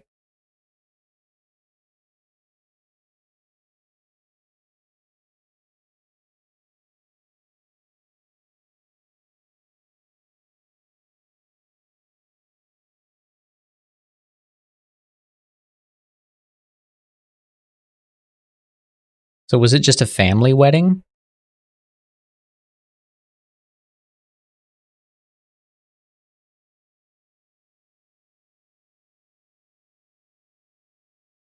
Pretty mid experience. I hope it was better for the wedding couple, you know?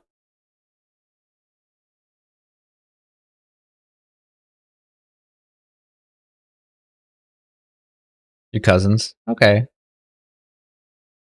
Yeah, I understand. I get it though. That's good. That's good. That's the most important thing, you know? You're there in support and for food.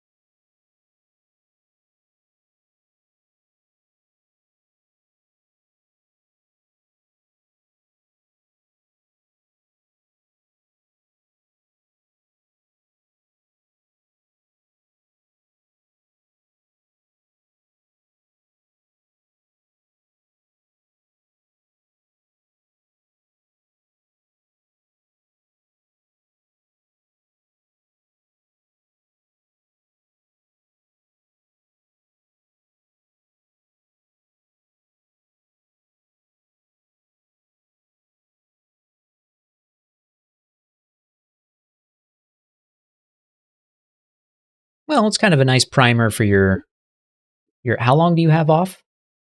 How long is summer break?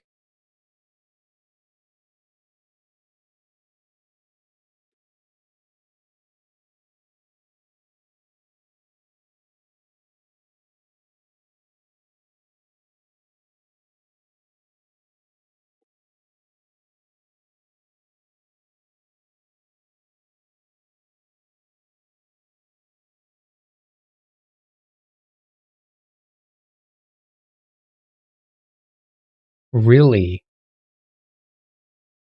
1 month? In the United States, it's 10 to 12 weeks,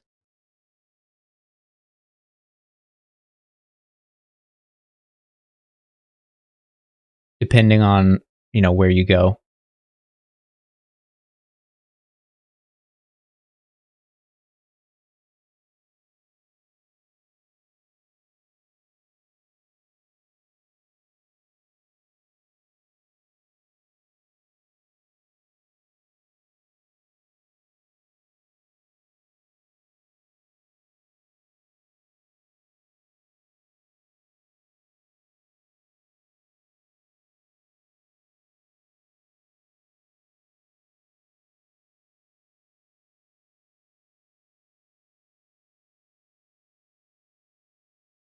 Mhm.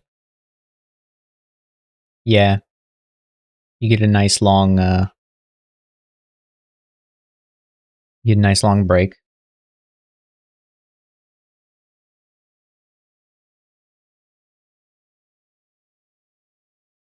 It's that teacher's life.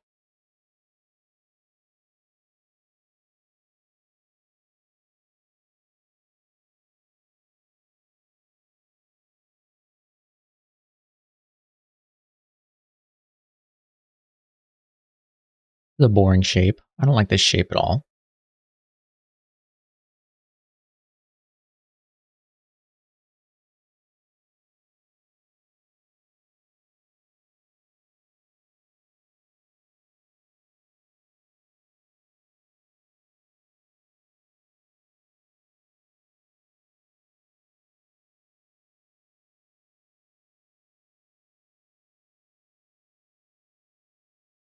All right, time to see who won. Looks like it's going to be Luigi. Unless Dong gets to 2 stars? Yeah, it's over. It's over. That's a Grey Clay win. Congratulations, Grey Clayers. Yeah, that's a Grey Clay win.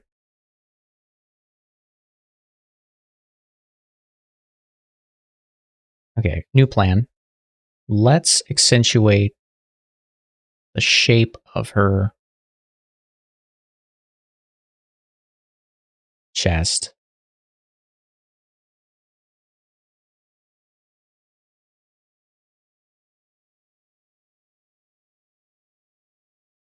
If I had 10 to 12 weeks off, I would have endlessly repeat whatever class I just went through.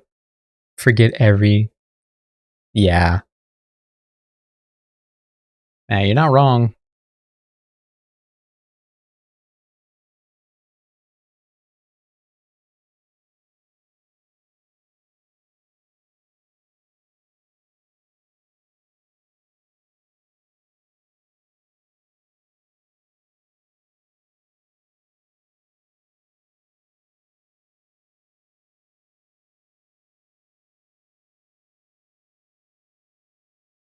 Yeah, you're not missing anything, honestly.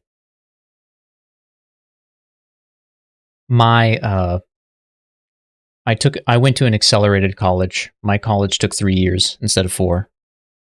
So I had shorter summers like you. I had short summer breaks.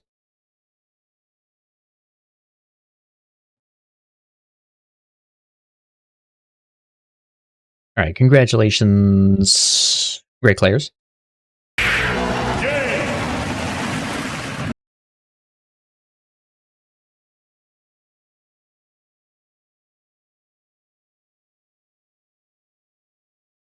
Man, Great Clay has held a consistent lead quite some time. Just more proof that Great Clay is the best clay. I don't really know how this is going to look.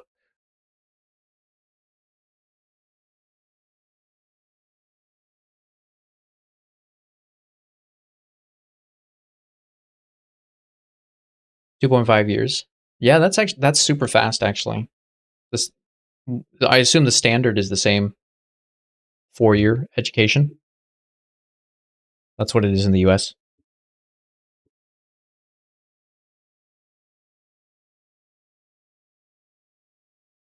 All right.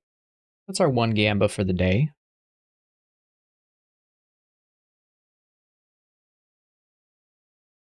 I'm going to try and wrap this up. Let's put some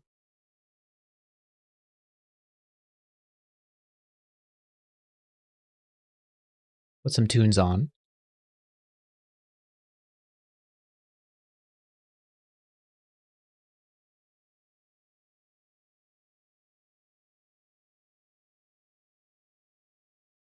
Okay, new plan, new plan.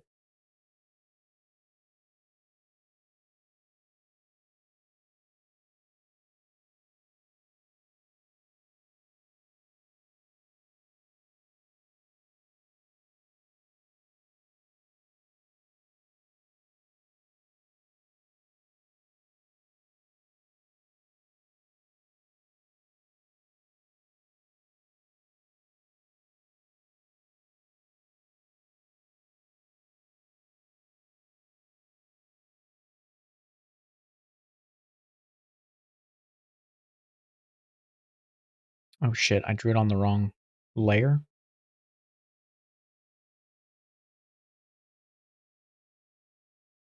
Oh, whatever. Whatever, dude.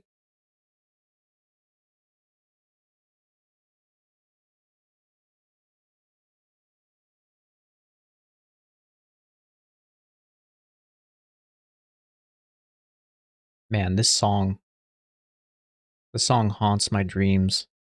It's been stuck in my head since the year, what? The year 2000 when Vagrant Story came out.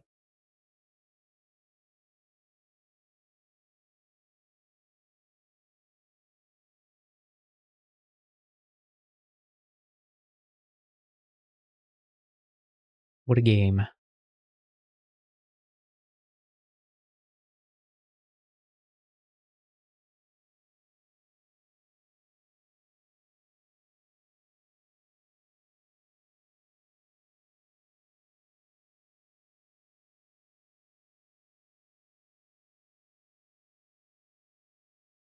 All right, let's flip this off.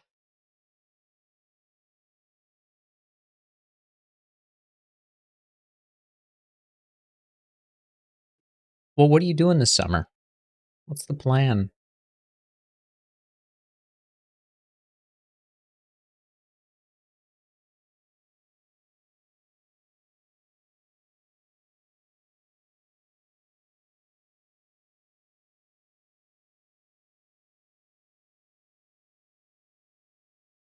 I'm only sad that I won't actually be out there in time.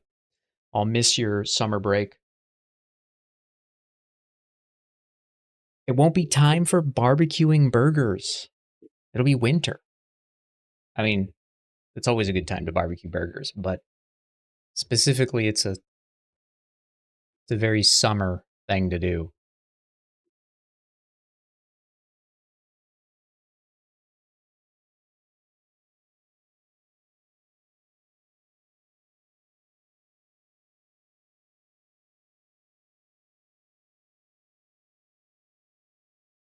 Most of my plans have been canceled. Damn.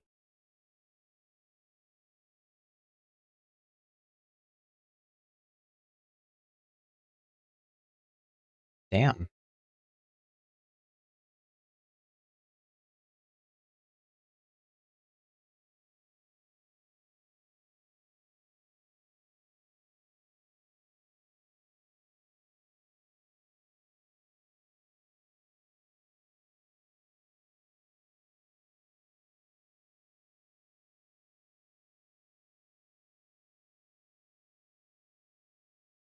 Oh,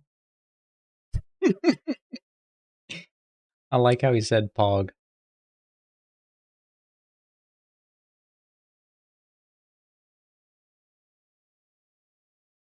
See? Nuggy's having the same experience.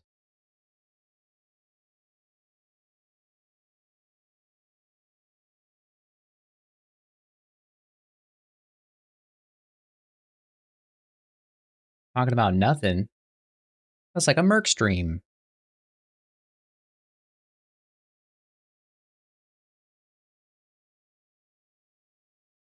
I'm building Booba armor.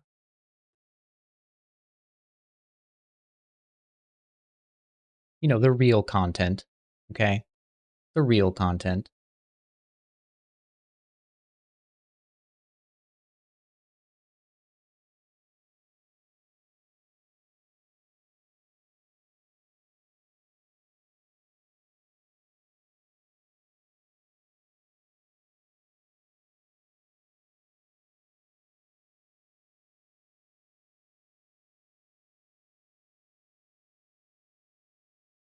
You know, I like this.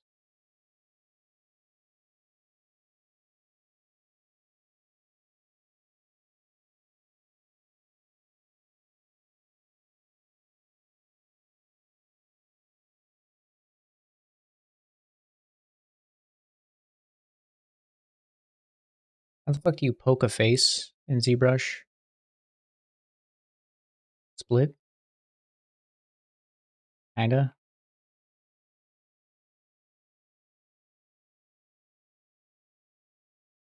Don't remember. I don't remember. I probably will be asleep. I was working until 11 o'clock at night, and then I decided to jump on and do a little streaming, so I'm probably gonna go to bed. I will not be working as long tomorrow, so we'll probably do a longer stream tomorrow. Trying to make some good looking booba armor. You know how it is. But this is my last week, so I have to put in some effort. I have to make it look good, just in case they want to hire me again. Yeah, I'll see you tomorrow. Have fun at your party. Take home a bunch of snacks, you know.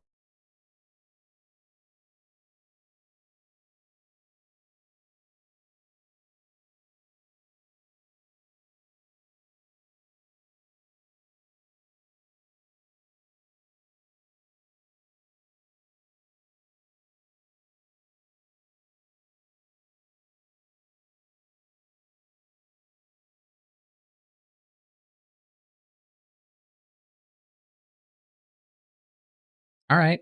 Come to America.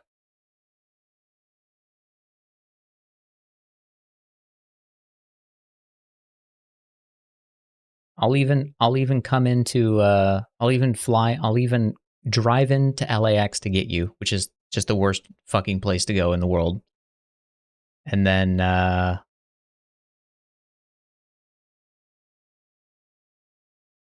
we'll cruise.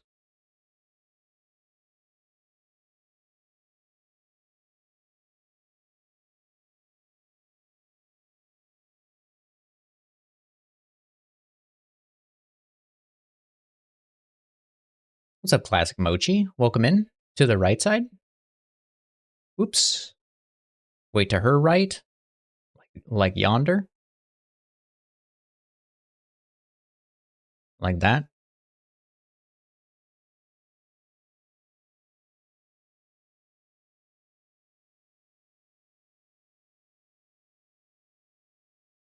Yeah. We got some abs coming off the upper coastal rib, stomach, obliques, upper obliques. You can see a bit of the erectus spinae.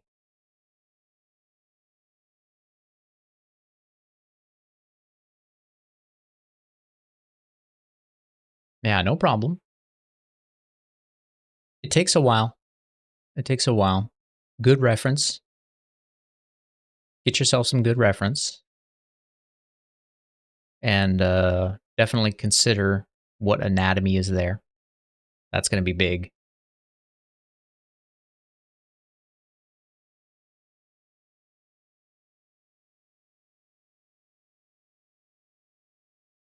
I'm a big anatomy fan.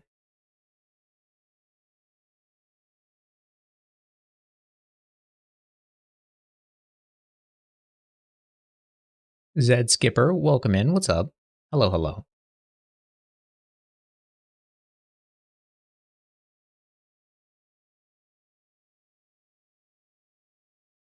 Okay, this does look better. Apply. Delete lower.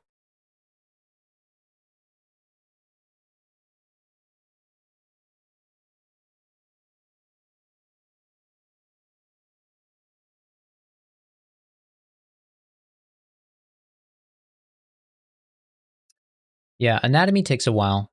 You're not alone. It's true for everyone. You just have to stick with it. You have to really focus on it. If you take it seriously, your art will improve massively.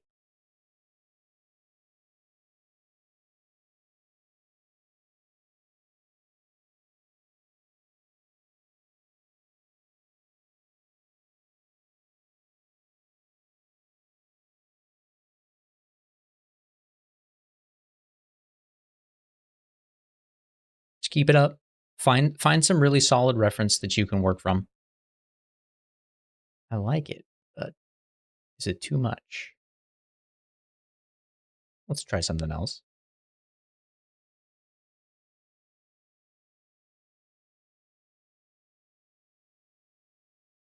You did tell me that, Monka. You did tell me that. Yeah, and no, that's no surprise. That's no surprise at all. That checks out.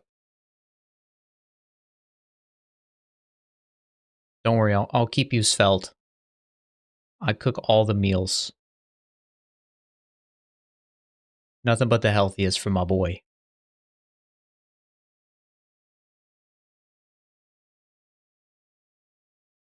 Absolutely. Yeah. Classic Mochi, you're always welcome to come in and ask questions. I'm always happy to help. Hey, what's up, Frosty? How you doing?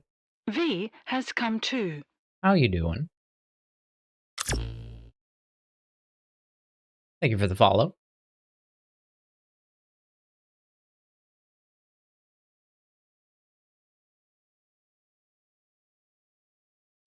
Yeah, we's good. We's good. I'm super tired because I was working all day. This is I've said it a couple times, but it's my last week on my project that I'm on right now. So I'm trying to get as much work done as I can. So I've been working the weekends.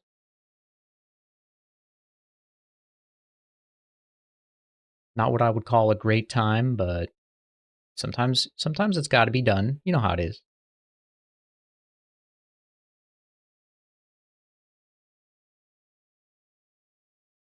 Hair got banned today? Yo, what the fuck? What happened?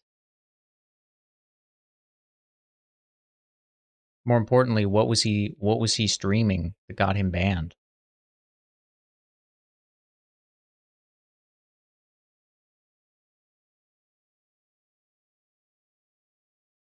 Too spicy, huh? I'm not gonna lie, I feel like what I have is pretty spicy most of the time, but I've learned my lesson. I keep everything gray. You'll notice I don't put poly paint on my characters anymore.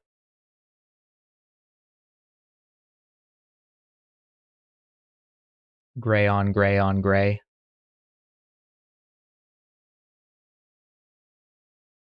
That's my method.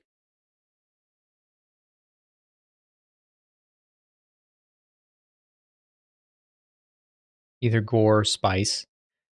True, true.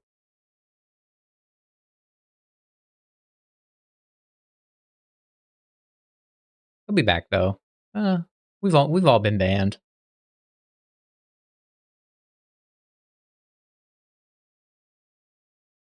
He colored the nipples in. Yeah, that's a big mistake. Yeah, don't do that.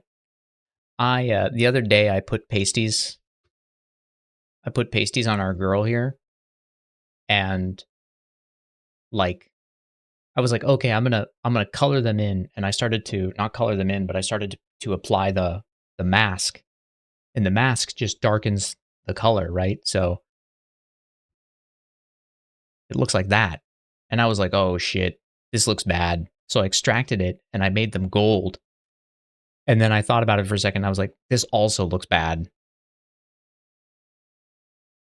I'm about to be sacrificed, so I just cut that shit out. Vic was on. Yeah, Vic might still be here.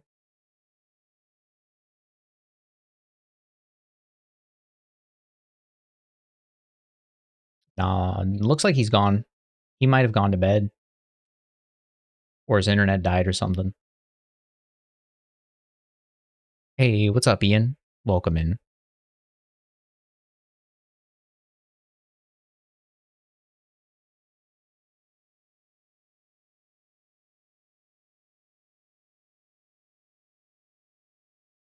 Yeah, he was chilling for a little bit though, but he's probably asleep. My hours have been crazy lately because of work. But me and Monka go on vacation at the same time.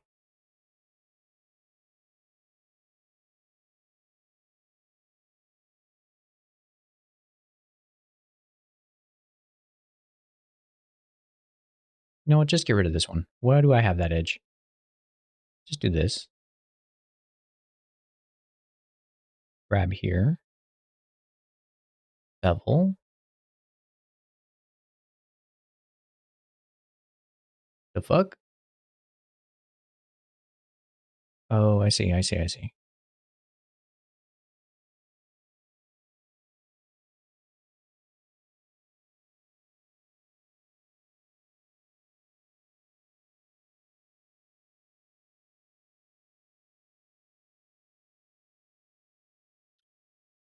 I think Vic sacrifices for the stream.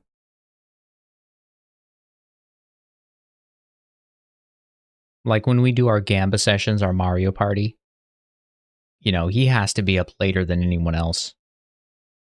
Phobos and Pink are up really late too, but I know Pink has a pretty late schedule most of the time. But yeah, Vic has a crazy schedule.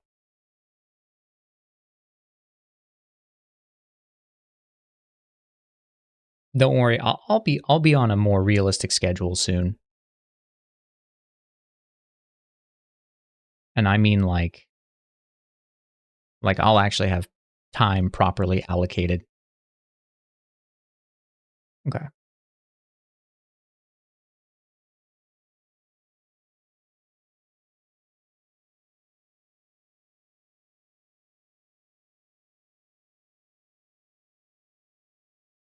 No, I like that shape.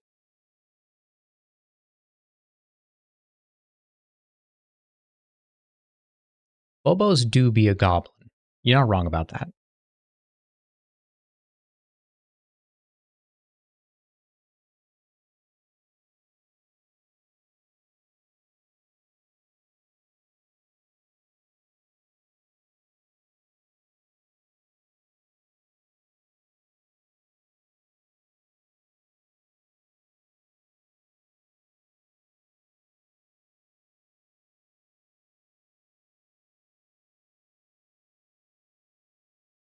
Oh yeah, that's true.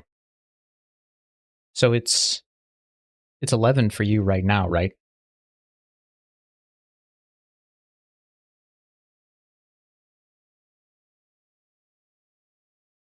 Yeah, I'm surprised you were up that early.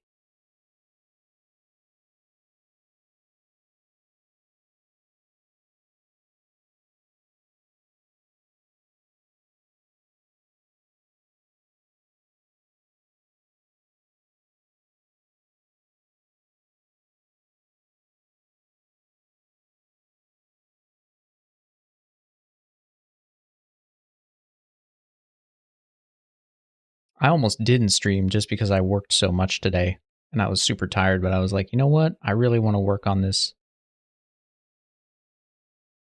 Had this idea all day for working on this armor.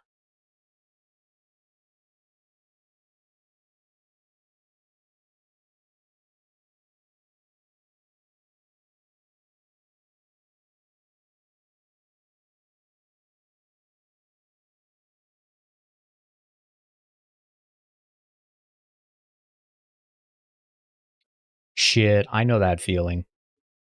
Man, when I was a teacher, there were so many times when I woke up on a day that I didn't teach and thought, oh shit, I have to be there. Yeah.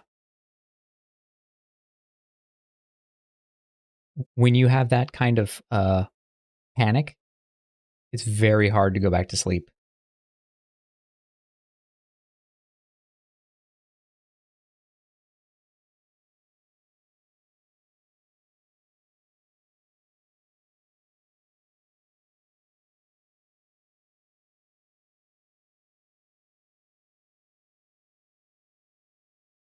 Mm-hmm.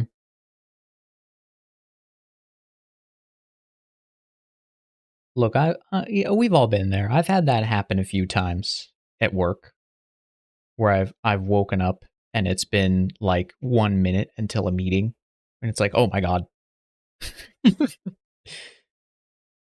I was asleep.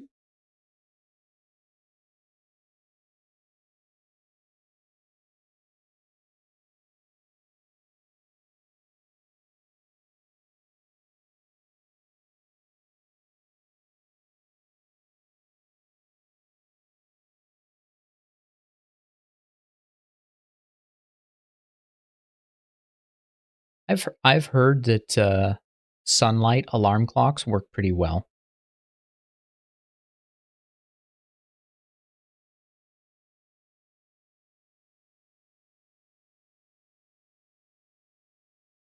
because it feels like you're getting blasted with real sunlight.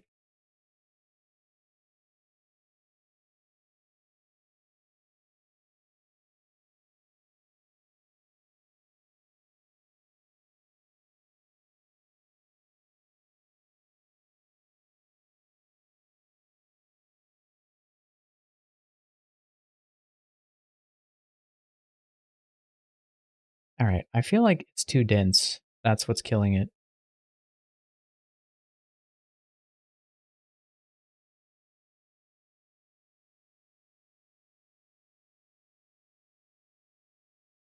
Less is more with the kind of weird jewelry armor I make.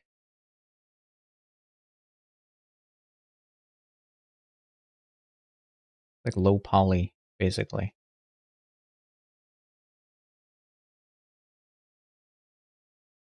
It's the only thing that gets you out of bed. Yeah.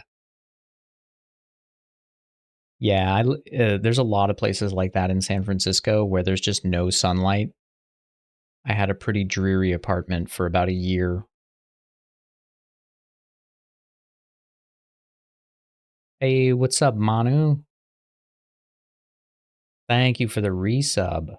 Much appreciated. Inverted question mark. What the fuck? It just reads it out.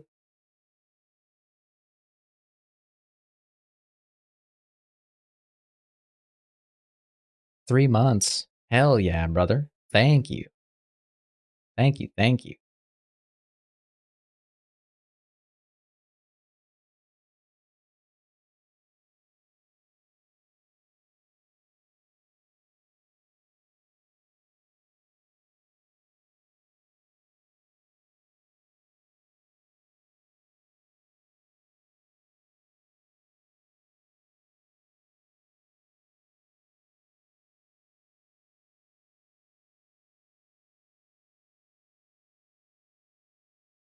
Aren't you going to school to be a IT guy? Monka? How do you not know that? I feel like I would ask you. Like, I got a guy who knows this stuff. Hold on.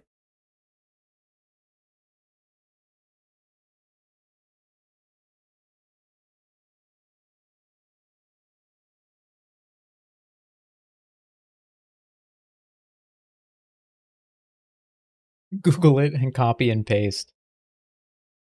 Let me see. I know how to make those on command.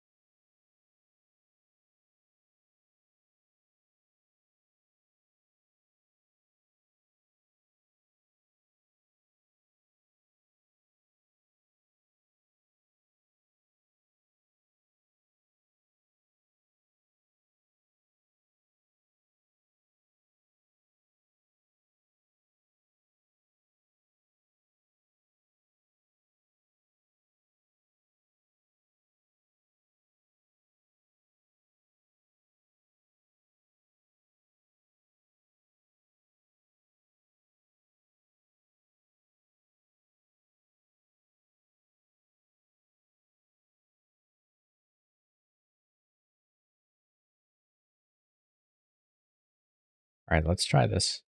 I'm just trying to get this done so I can.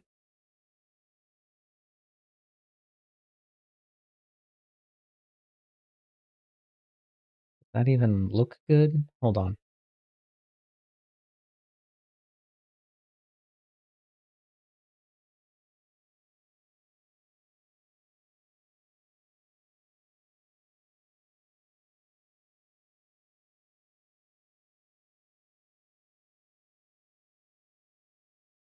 Yo, Monka made the scary O with the umlaut above it, I think.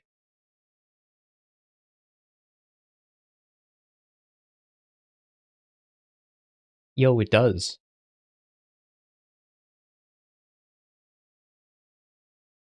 If only it was bigger, though. That's the only downside.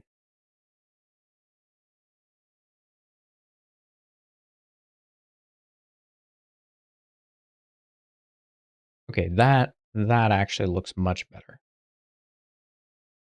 Push this down. This is too high. Pull this up. Push this down. Push this down. Got him. Dude, is that a cock and balls right there, dude?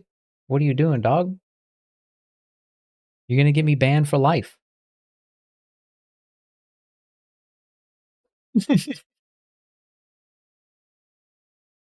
Yo, where are the mods when you need them? You know what I'm saying?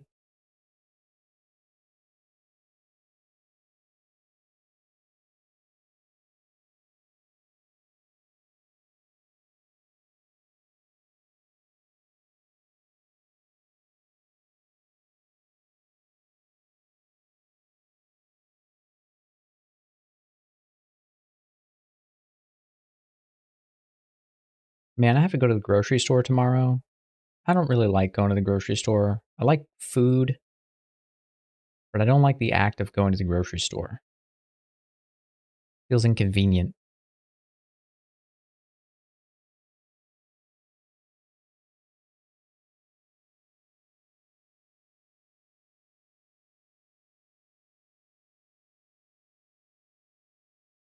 I'm not looking forward to it.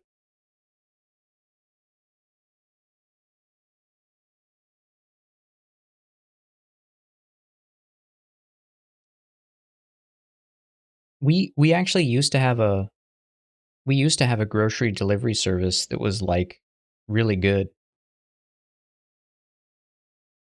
But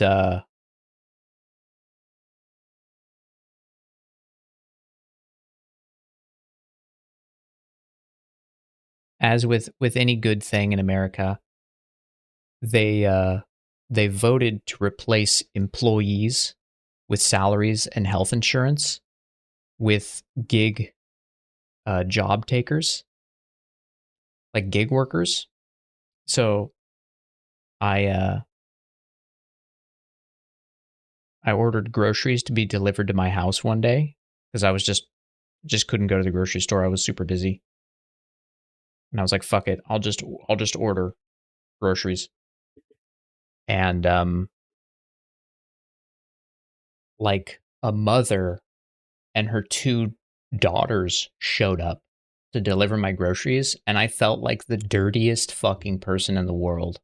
Like I was exploiting human beings so I could have groceries delivered to my house. It made me incredibly uncomfortable, and I was like, "Well, that's the last time I do that." Because they replaced all the actual like hired salaried employees with people desperate for money.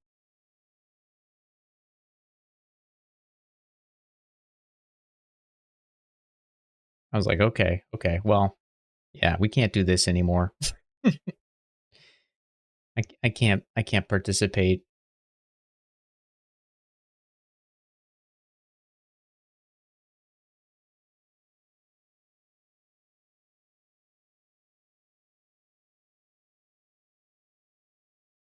Not now, Mario. You'll work on your timing, bro.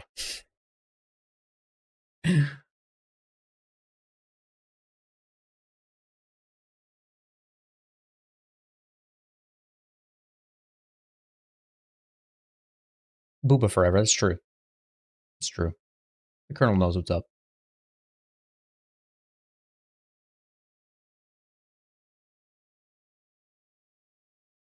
What's up, DIX?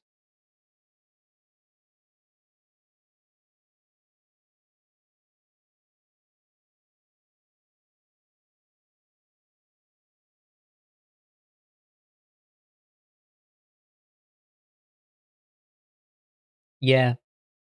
I used to walk to the grocery store in San Francisco all the time as not as doable in Southern California. All right, so now we push this in a little bit. And then we grab our soft forms.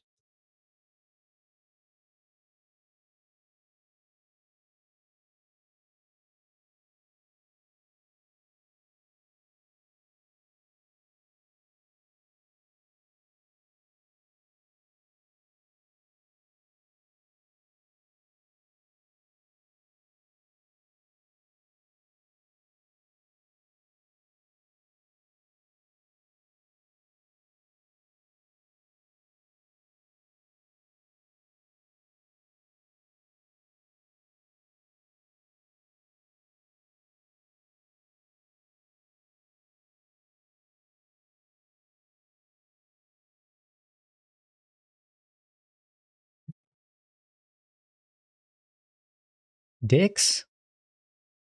I don't know. I would assume it's, I don't know, DIX. How do you say it? I assumed it was Dick 3D at first, or Dix. And then I was like, that I just don't think I'm going to say that every time.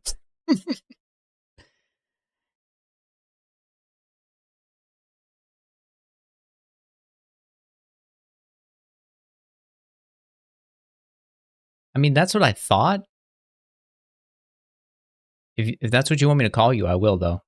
But I was like, I'm gonna read it out.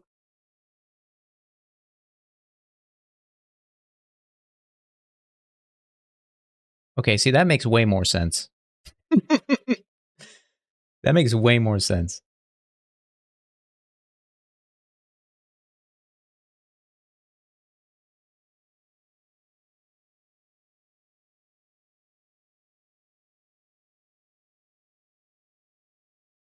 I was just playing it safe, you know? Damn, I thought I was gonna go to bed by now, but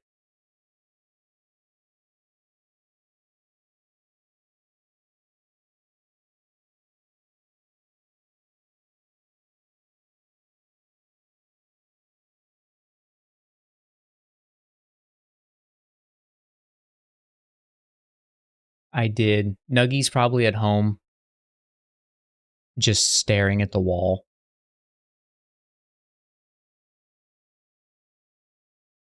Absolutely nothing going on in his life right now. Like, damn. Wish Merc was still on.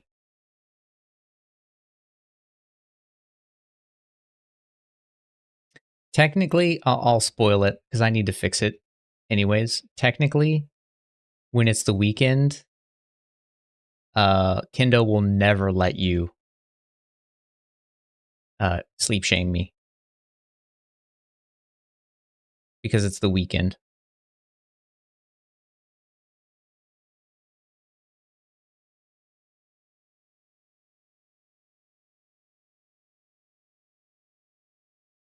I should have saved a morph target. I always feel gross um when I do destructive stuff to my anatomy like this.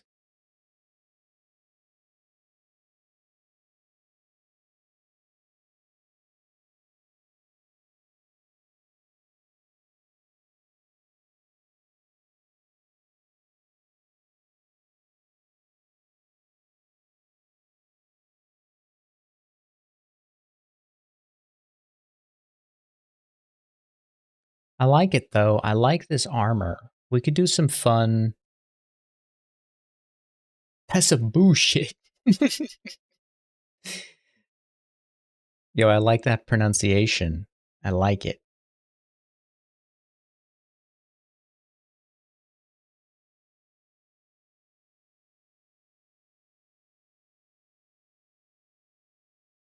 I just haven't fixed the code. There's some code I have to rework for it. This is cool though. This is cool. I like this kind of biting into the flesh of the boob. This is the real heat.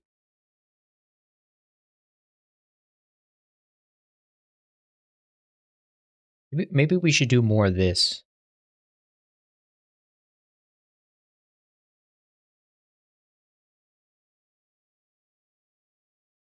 Like more. I'm going to have to redo this tomorrow. But I think that's the direction we're going to take her.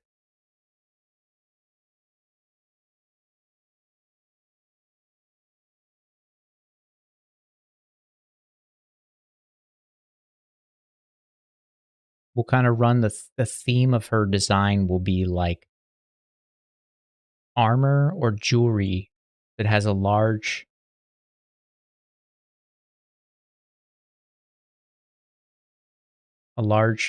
like a skin indentation impact.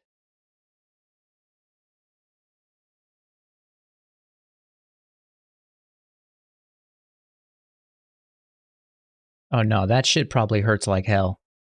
No lie.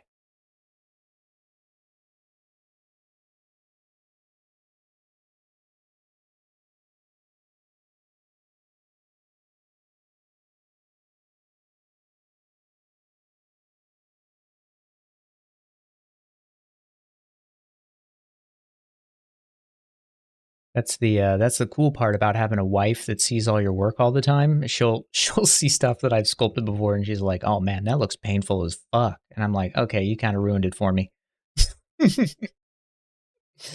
She not wrong though.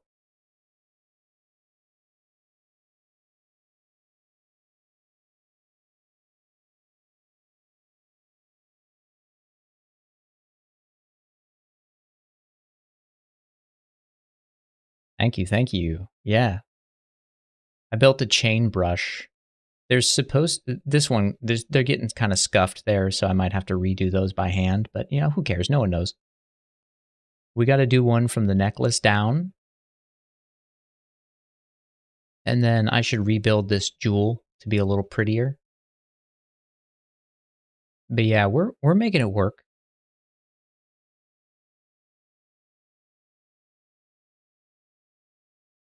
I'm thinking we could do something like this too.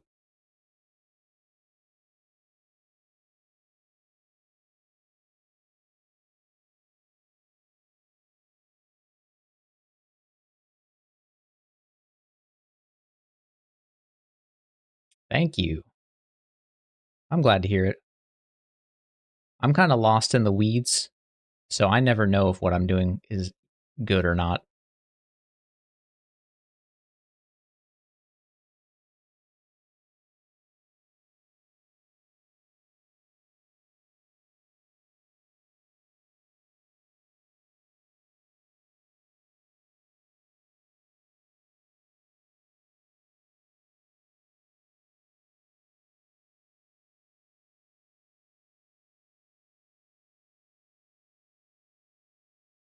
You know, we do something kind of like this,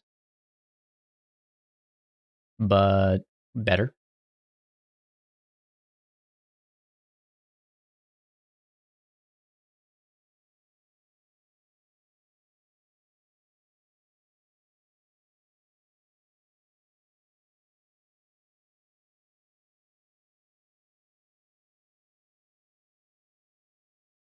All right, remesh it really low, like that. Perfect.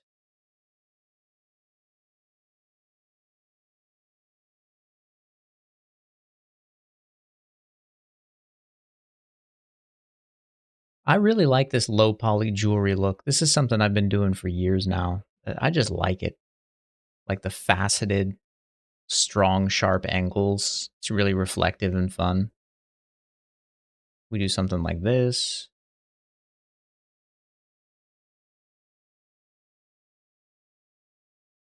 What's up, Dreamless? What's going on?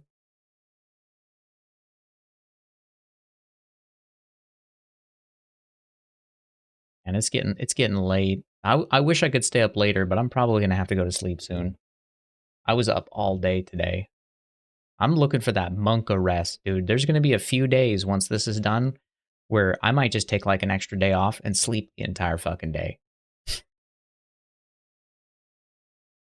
No fooling.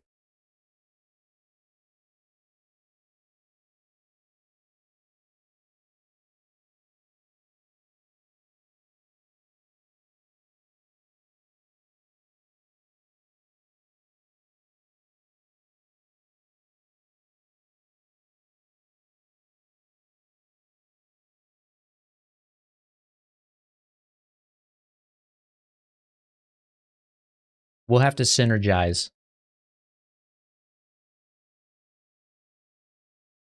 Do some insane sleeping. I've been really bad about it. Like to the point where I may actually be doing physical damage to my brain.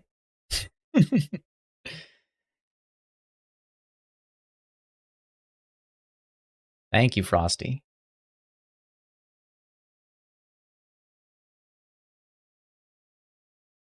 Could go to sleep right now. Man, I'm this is the thing. This is the Merc problem.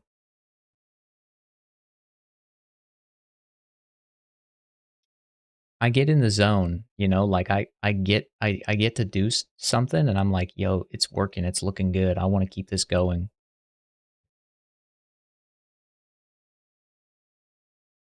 And then I just fucking go until it's 5 a.m. and I'm exhausted. True. The Merc dilemma. Exactly.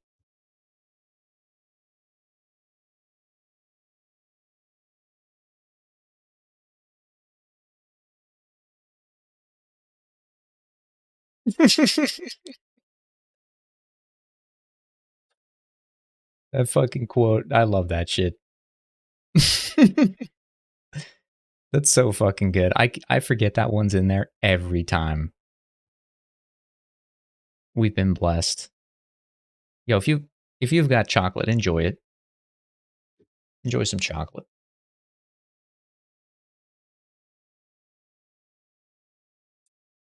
Man, sometimes I get tired. I'm with you, Frosty. Sometimes I get tired at like 8 or 9 o'clock, and I kind of just want to go to bed. But I know that if I kind of ride that sleepiness for like one more hour, I'll be fully awake and I'll catch my second wind, and I just won't be able. I just be up for another 10 hours.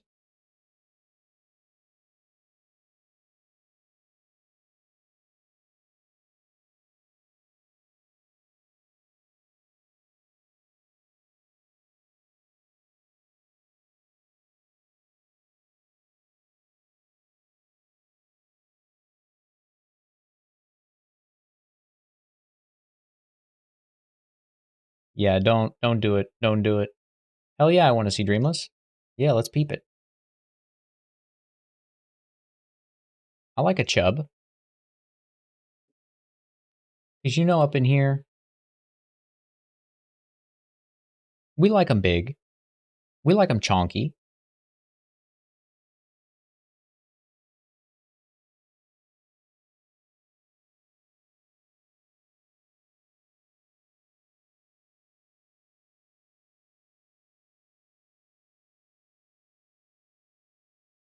True. Very true. Big is better.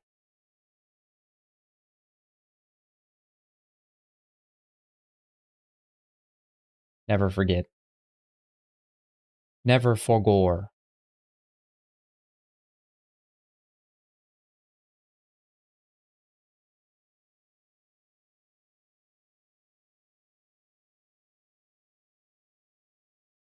I also like symmetrical things.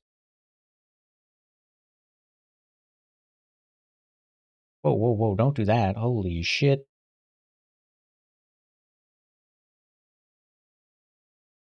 This shit'll happen a lot if you're an artist.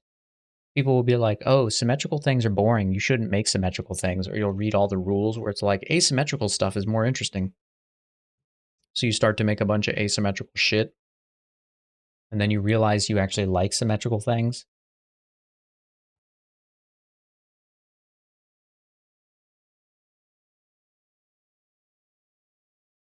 Yo, Vic returned. There he is. I forget who asked about Vic, but Vic is there now.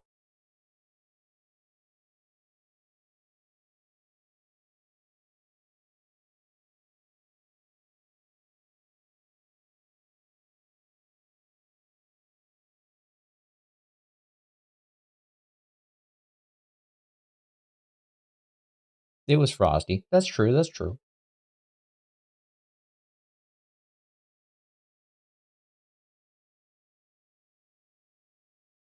It's an anime. Yeah, she not chubby. She anime thick.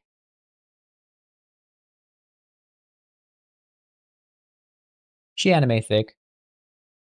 I like it. I think you could thicken her up.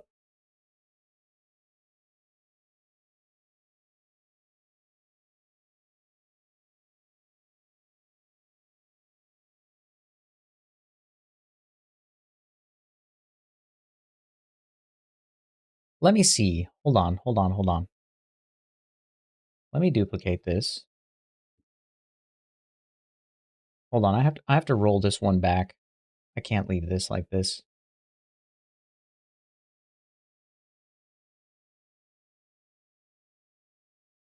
Just in case I change my mind.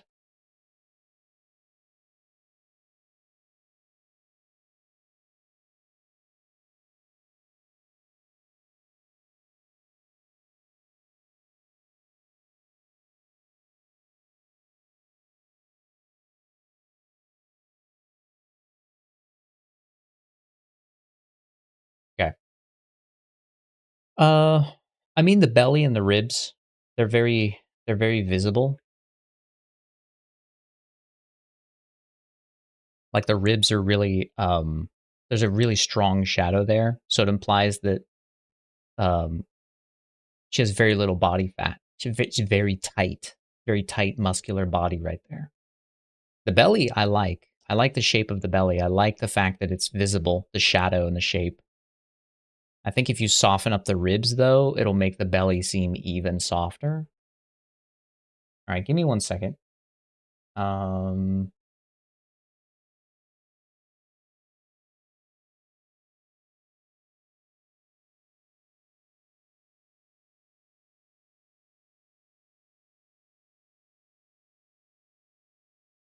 I'm going to open a file, but I don't know if I can show it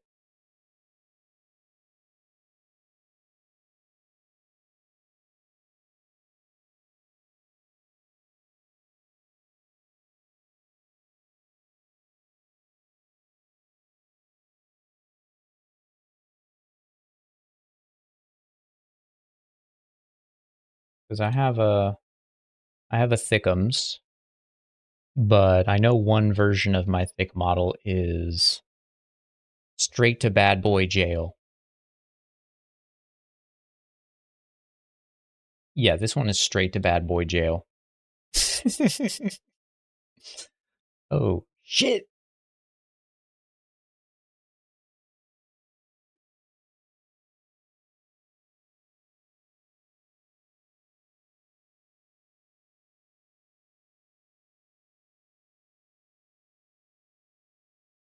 Yeah, we can't show that. We'll go straight to the Shadowlands if we do.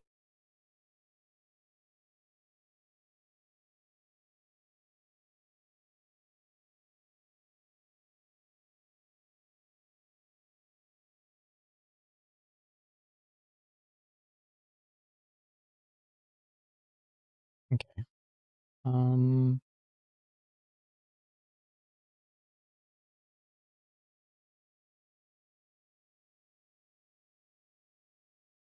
why do I have three bodies? One, two, three.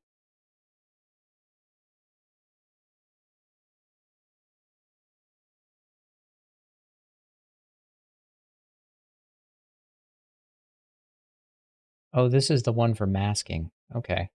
I don't need that anymore.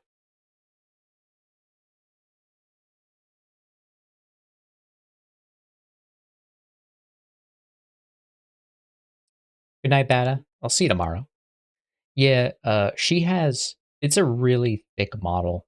I made a character. You can see her on my ArtStation store. And I have another alternate version. She's very thick,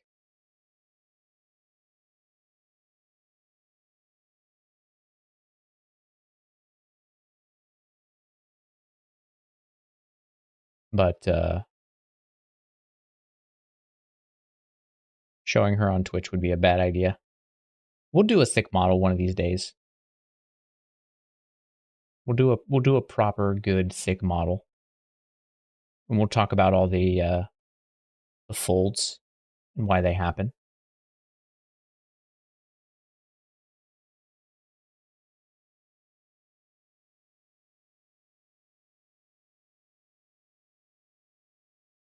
The triple C thick. Yes, I have been working on the minis. I got did you see the second prints I did? I did second prints. And I also got a print of my alien girl um from the waist up for prototyping. But I'll continue to work on them, but I have to kind of put them on hold because I have to start packing up everything for my move. So I've decided not to invest too much time in those because I may have to put that stuff away for months, possibly longer, possibly up to a year's time, depending on how long I have to leave it in storage. So I might do more prints and tests once I'm finished with the move. But yeah, don't worry. Cuties are coming.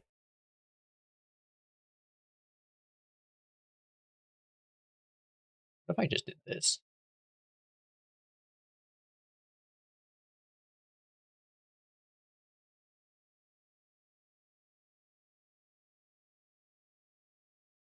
The pilgrimage. It's true. We like to call it migration.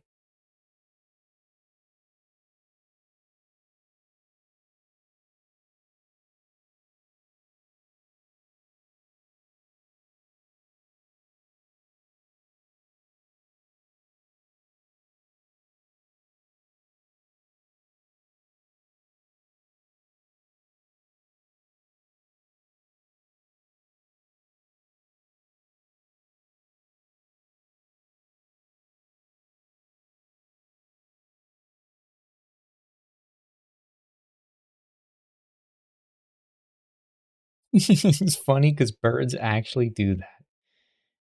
You damn right.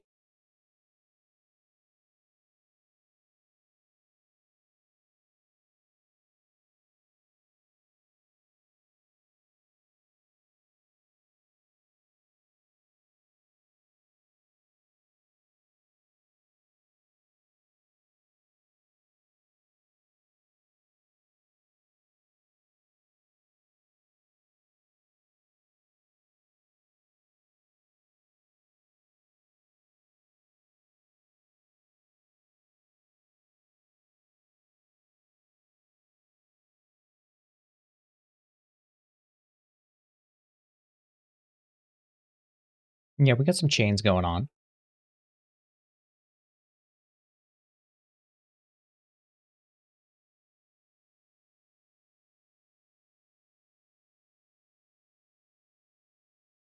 I think I need to rework the chains because they're getting super stretched. But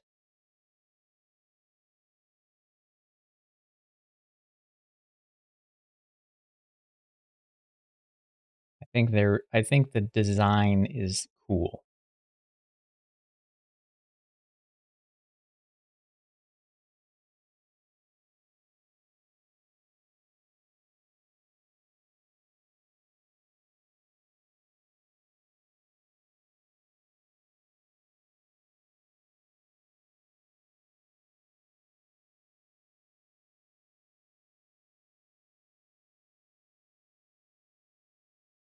I need to relay them out using my curve brush, but I kind of like this one.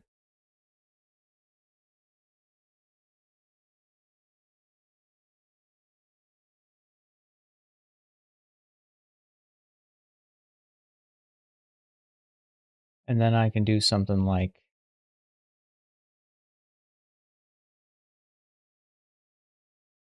just really sketchy. I can do something like that, like some kind of cool chain lattice at the back. That could be really cool. I like that idea.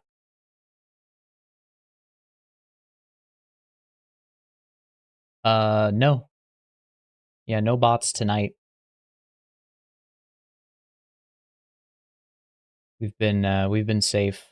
So, and I'm probably about to go to sleep too. I know I said that a million hours ago, but stayed up for like an extra hour, but I think it was worth it.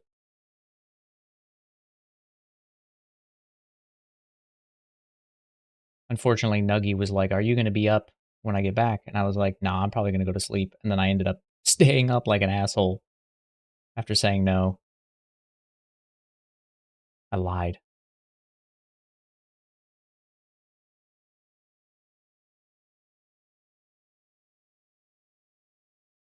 I try to no scamma as often as possible, but I've done a scamma and I feel bad.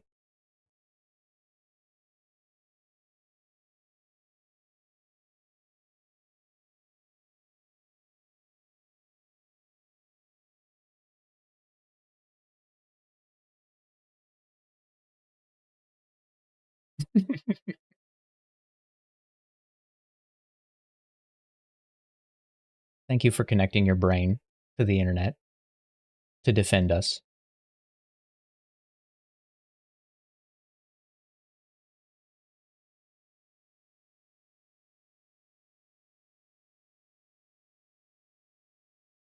Monka trying to drop cock and balls. Cringe.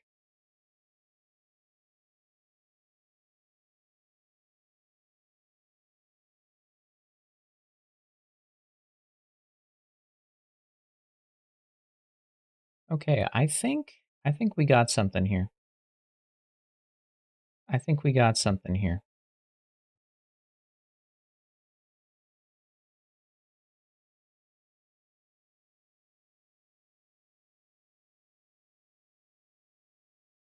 Delete lower, delete hidden, polish by features, Z remesh as low as humanly possible.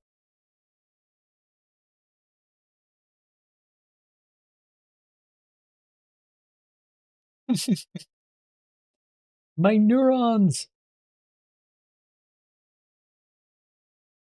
Man, I need to get some good sleep in the next week once work is over.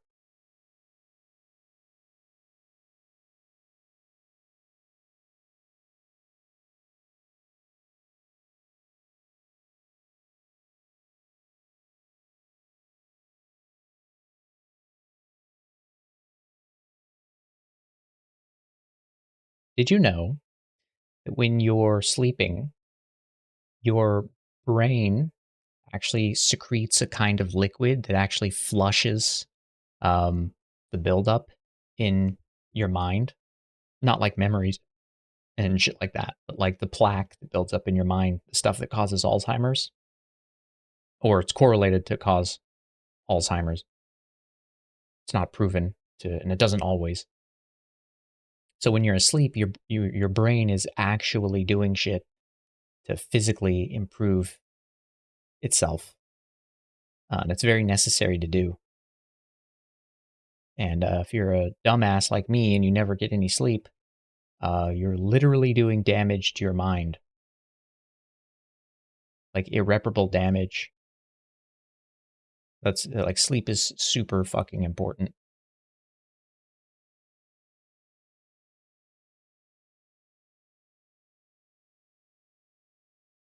Well, forgetfulness is different.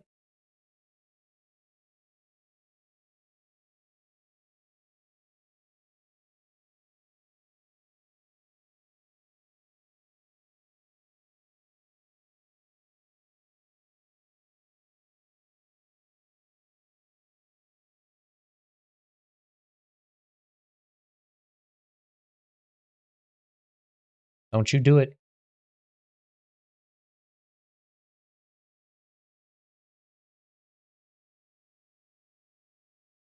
Don't you do it.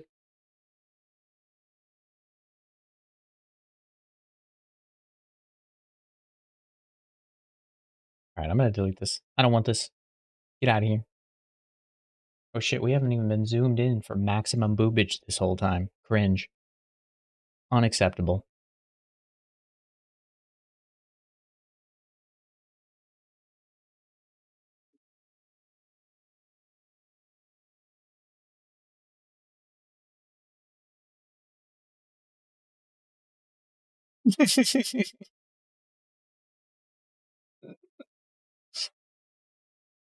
All right, homies. I'm actually super tired and I don't want to do a massive amount of brain damage to myself. So, um we're going to call it here. But this is looking cool. I like the block out we have so far with the shoulder pads and the elbow guards. Like it's coming together. I think another evening, another good rested evening where I can just work on this for a while and we can run some gambas. Um, I think we can do some really cool stuff, and we'll kind of focus on the theming of the skin dentation elements. We'll do some armor that's biting into her arm. Booba forever. That's what I'm talking about. Y'all know what's up. You know what's up. All right. Here's what we're gonna do.